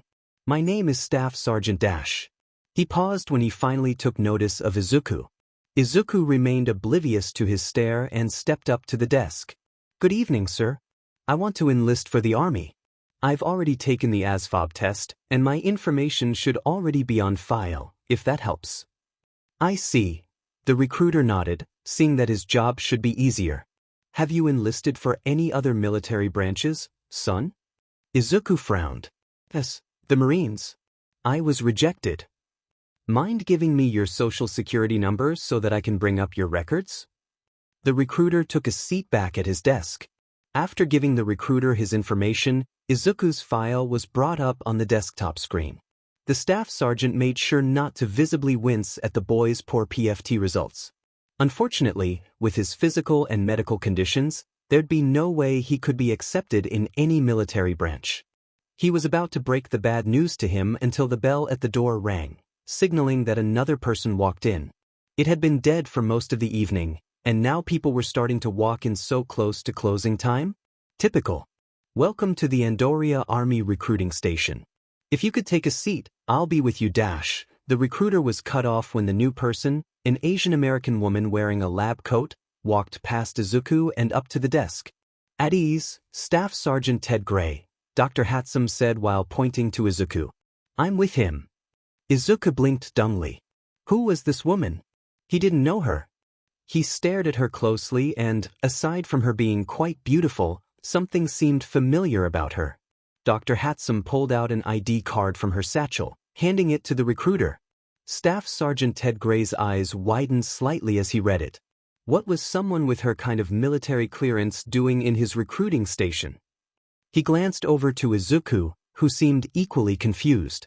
If it's all the same with you, Staff Sergeant, I'd like to supervise this young man's physical test. Dr. Hatsum requested. Huh. Izuku was left further dumbfounded. Who is she? According to his records, he's already taken and failed the physical test for the Marine Corps just earlier this week. So, I don't see why Dash. It's the Marines, Staff Sergeant. You know how brutal their physicals are. Doesn't hurt to give this young man another chance, now does it? Dr. Hatsum smiled. Staff Sergeant Gray pondered for a moment and conceded. It was late and there'd likely be no one else coming in tonight anyways. Might as well get it over with now. Fine. He conceded. Opening a drawer, he pulled out a clipboard with some paper to hand to the doctor. There's a room in the back. You can take Mr. Midoriya there. Try to be quick though, doctor, we're going to be closing soon. Taking the clipboard, Dr. Hatsum gave a thumbs up. Thanks, Staff Sergeant. You're the best. She motioned for Izuku to follow her. He complied but was still bewildered over the situation. Dr. Hatsum and Izuku stepped into a room with a treadmill and exercise mats positioned across the floor and U.S. Army motivation posters on the white walls. All right, Mr. Midoriya, or do you prefer Midoriya-san? Dr. Hatsum asked, a Japanese accent present in her voice. Izuku is fine. He replied. You from around here, Izuku? Well, I was born in Japan. But my mom and I moved to Fresno when I was 3. Izuku explained. I am an American citizen, if you're wondering. Good thing you guys moved from Japan when you did. Dr. Hatsum grimly thought before refocusing. Sorry if I sound rude, but who are you? Izuku asked, confused. Up there at the desk you acted like you knew me. But I don't believe I've ever met you. Oh, silly me. Where are my manners? She laughed awkwardly. Composing herself, she held out her hand. Dr. Teruko Hatsum. Izuku shook her hand. Izuku Midoriya. Pleasure to meet you, doctor. He paused when he noticed, behind her glasses, 3 light yellow rings in Dr. Hatsum's eyes around her green irises. He didn't want to be insensitive, but he figured it wouldn't hurt to ask. Doctor, what are those circles in your eyes? Oh, it's part of my meta ability. She adopted an expression of slight concern. Does this bother you? No. I think it's fascinating. Izuku asserted, grinning. If you don't mind, could you tell me what your ability is? Dr. Hatsum closed her eyes and grinned proudly. I call it micro-insight. It allows me to zoom in on objects at the microscopic level and provides me a solid understanding of that object's inner workings, whether it's organic or not. Pretty cool, right? Opening her eyes, she was taken aback to see Izuku briskly scribbling notes down in a notebook. Fascinating, a meta ability like that is perfect for the science field. I wonder what the limit is on how far you can zoom in on something. How long can you zoom in? Does it cause eye strain if you use it too long? How much knowledge do you gain from the object? Do you acquire more insight the longer you look at it? Is it possible to gain absolute knowledge on it? He continued to murmur. Dr. Hatsum blinked twice, sweat dropping. Whoa, this kid sure is analytical. I'd be impressed if it wasn't kind of creepy. Also, where'd he get that notebook? She internally mused. Izuku suddenly gasped, as his eyes widened in realization. Wait, hold on, you're the Dr. Teruko Hatsum? You've heard of me? She pet an eyebrow. Have I? His eyes sparkled in amazement. You're one of the world's most renowned scientists when it comes to the study and understanding of meta abilities. I've read both volumes of your book. I'm actually getting started on volume 3 soon. And you, understand it? She was definitely surprised that a teen was able to understand her writings. It certainly wasn't directed at the average reader. Of course. You've proven that not all meta abilities are the same even if they share similarities. They're unique to each individual. And each ability stems from a quirk factor, as you dubbed it, encoded in a person's genes. It's very fascinating stuff. He exclaimed excitedly. I can't believe I'm actually meeting you in the flesh. He then groaned and face-bombed in frustration. Shoot, if only I brought my books for you to sign. Putting aside his muttering, Dr. Hatsum was impressed by Izuku's intellect. She glanced at Izuku's notebook in curiosity. Are those your notes on meta abilities? When Izuku nodded, she asked, Mind if I take a look? Sure. Nothing too special though. I just like to take notes on them since it's a hobby of mine. Izuku commented while handing her his notes. Dr. Hatsum flipped through the notebook and was stupefied. He had pages dedicated to different people detailing their meta abilities' strengths and weaknesses and how they could be implemented. The latest page was a quick full-body sketch of her with notes of her own meta ability and its practical uses listed by it. She was amazed as some of her own colleagues couldn't write notes this detailed. And he only did this as a hobby. Not gonna lie, this is some impressive stuff, kid. She stated, handing the notebook back to Izuku. I'd kill to have an assistant like you. He blushed and rubbed the back of his neck from the unexpected praise. Oh, thanks. That means a lot coming from you. He stammered bashfully. Oh. Hatsum's eyes widened. Right. The exercises. Let's get started so the staff sergeant can come home soon, yeah? Izuku nodded in determination. Right. From there, Dr. Hatsum gave Izuku the Army's physical fitness test, which consisted of the following exercises. 2 minutes of push-ups, 2 minutes of sit-ups, and a 2-mile timed run. Applicants had to pass with at least a score of 60 on each event and overall score of at least 180 points. The ruby-haired doctor didn't think it was too big of a deal. After all, Izuku was young. Surely he could do these exercises in a timely fashion even if he was on the scrawny side. 15 minutes later, Dr. Hatsum was left speechless. To say Izuku did badly would be an understatement. He could barely do 10 push-ups and sit-ups and was forced to stop in the middle of his run on the treadmill to take multiple puffs from his inhaler. She tailed up his score and visibly winced. 70 overall. This kid shouldn't be anywhere near the military. His asthma alone is a big disqualifier. And yet, she glanced up from his clipboard to see him leaning down with his hands on his knees, panting hard and sweating heavily. There are people risking their lives, Peg-chan. It doesn't matter if I'm small or frail, I have no right to do any less than them. It's not about me, and that's what you don't understand. Finding a couple folding chairs off to the side, Dr. Hatsum placed them in the center of the room. Izuku took a seat as Dr. Hatsum sat across from him with her legs crossed and looking at the clipboard. I failed, didn't I? Izuku said, sounding disheartened. Yep. Badly. Dr. Hatsum saw no point in sugarcoating it. Honestly, I didn't think it was possible for someone your age to get a score this low. So, congrats on surprising me. Oh. Izuku lowered his head in disappointment. Dr. Hatsum lowered the clipboard and looked Izuku straight in the eye. Tell me why. Huh. Izuku looked back at her. Why do you want to enlist so badly? She elaborated. To be frank, you don't belong in the military, like at all. So what is it? Family tradition? Pride? Do you just want to kill meta-terrorists or something? Izuku was momentarily taken aback and quickly responded, No. I don't want to kill anyone. Hatsum pet a brow, bemused. You want to join the military and you're not prepared to kill? Izuku shook his head. I didn't say that. I will if there's no other option, but I would just prefer not to. I want to save and protect people, like a hero should. A hero? Yeah. Izuku smiled wistfully.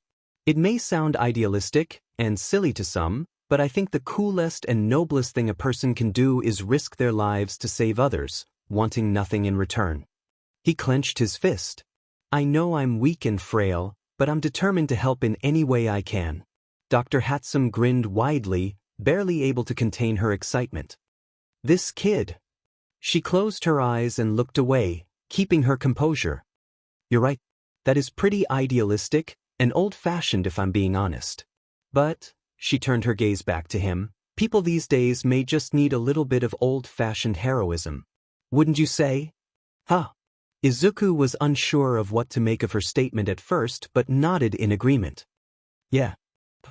I can offer you a chance. However, she reached into her satchel bag and pulled out several papers. It's on the condition that you join this program. Izuku took the papers and quickly looked over them. From what he could gather, these were waiver and consent forms to participate in a military project. MP? He couldn't find the words for the acronym anywhere on the pages. You're not 18 yet, right? No. I will be in July. I already have my father's consent though. He doesn't care either way. He shrugged nonchalantly. Dr. Hatsum nodded. Her intuition told her there was a story there but opted not to pry. Maybe another time. Okay, just have him sign this and fax or email it here. She handed Izuku a detailed form for parental consent.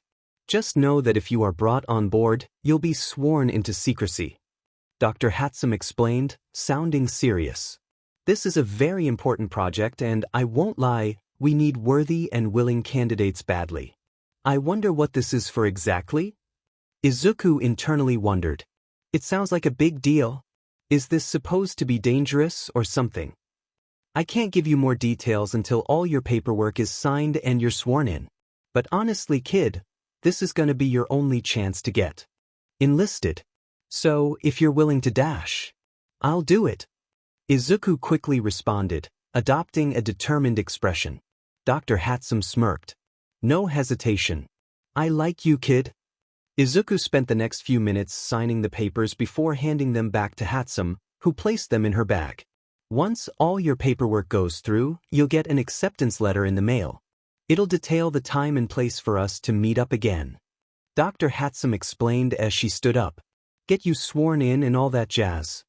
Izuku was trying to keep his composure but couldn't hold back a few tears. Thank you, Dr. Hatsum. I promise. I won't let you down. Don't thank me just yet, kid. She shot him a roguish smirk. You haven't entered the crucible yet. The what? Izuku blinked in bewilderment. But in any case, she smiled, welcome to the army, soldier. Izuku felt a sudden rush of emotions at that sentence.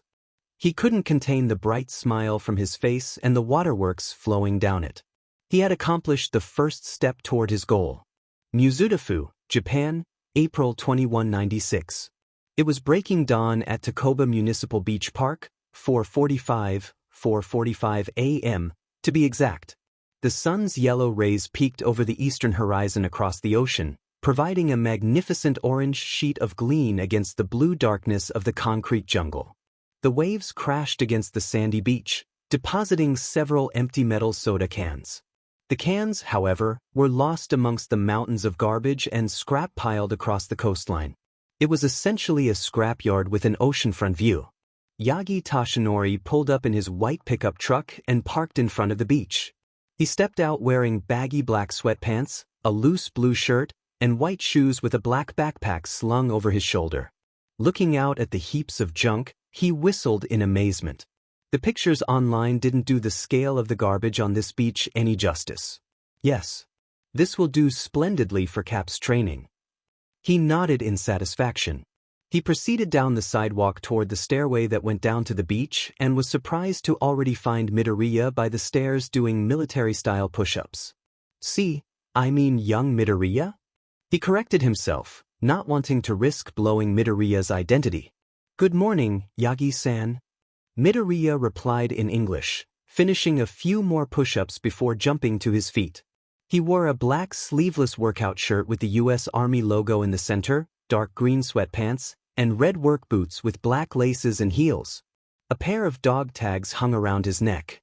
To Yagi's perspective, Midoriya's muscles appeared to be fairly well-toned even though he was technically experiencing muscle atrophy. He could only imagine what he'd look like after he had gotten back in shape. Please, Toshinori is fine. You're certainly early. Meet-up time is 5 o'clock. Yagi pointed out, replying in English as well. He shook his head and smirked. U.S. Army rule, if you're not 15 minutes early, you're late. I got here at 4:30 though and decided to do some light workouts till you arrived. Yagi nodded in approval at Midoriya's punctuality. Well, glad to know I won't have to worry about you being late then. He chuckled. Yagi and Midoriya walked together down the seawall's stairway to the beach. Next to the stairway was a small ramp for vehicles to get on the beach, not that it was currently in use. What is this place, by the way? Midoriya looked around in shocked disgust at the garbage mounds. Did the city convert this beach into a landfill or something? 2 days had passed since his encounter with All Might. After agreeing to let All Might train him, they agreed to meet at this beach early on Saturday morning. At the time, Midoriya assumed he would be doing beach workouts and swimming. So, he was naturally taken aback to see mountains of garbage when he first arrived here. This is Takoba Municipal Beach Park. Yagi answered. From my research, it used to be a beautiful place.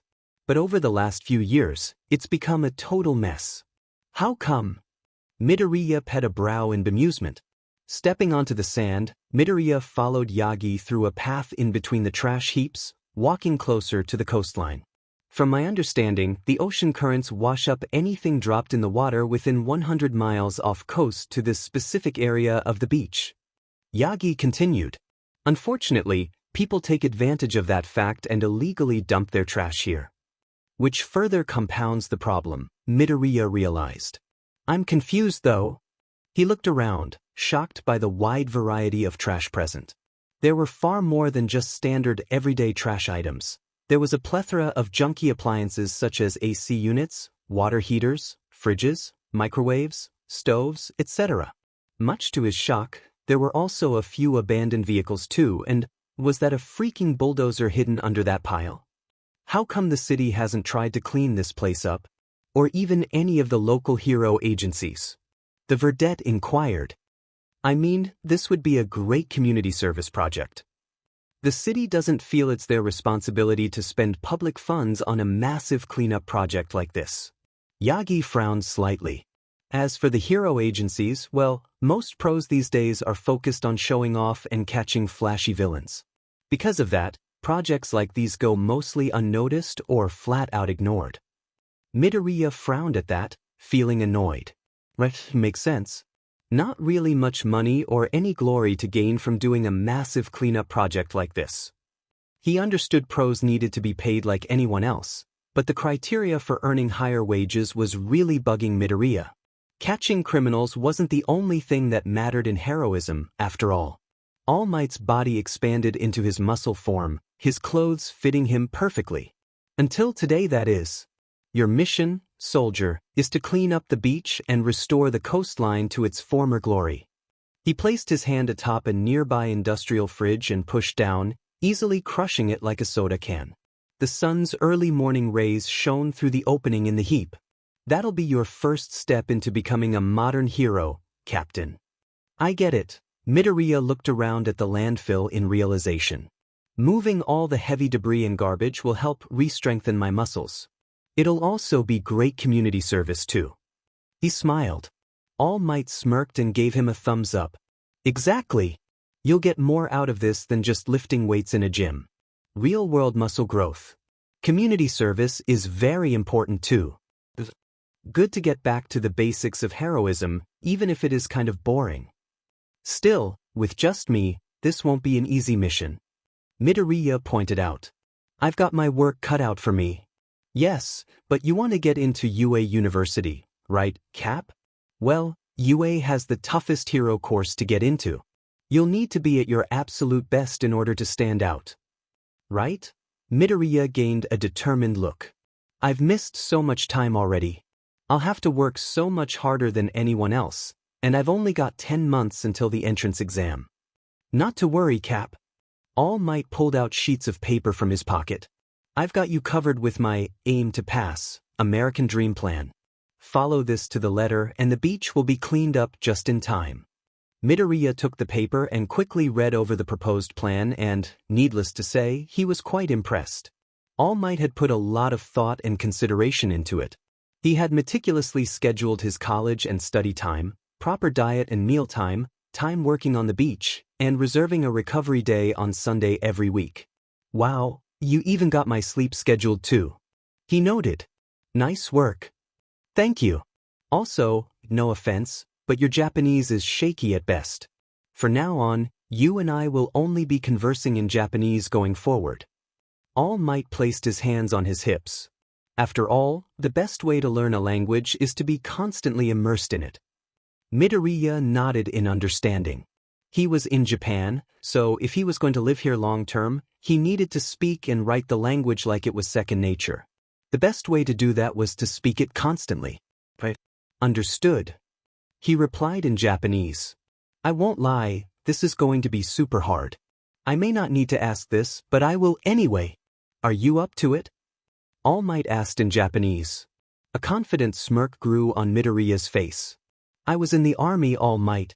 Practically live on plans like these. I got this.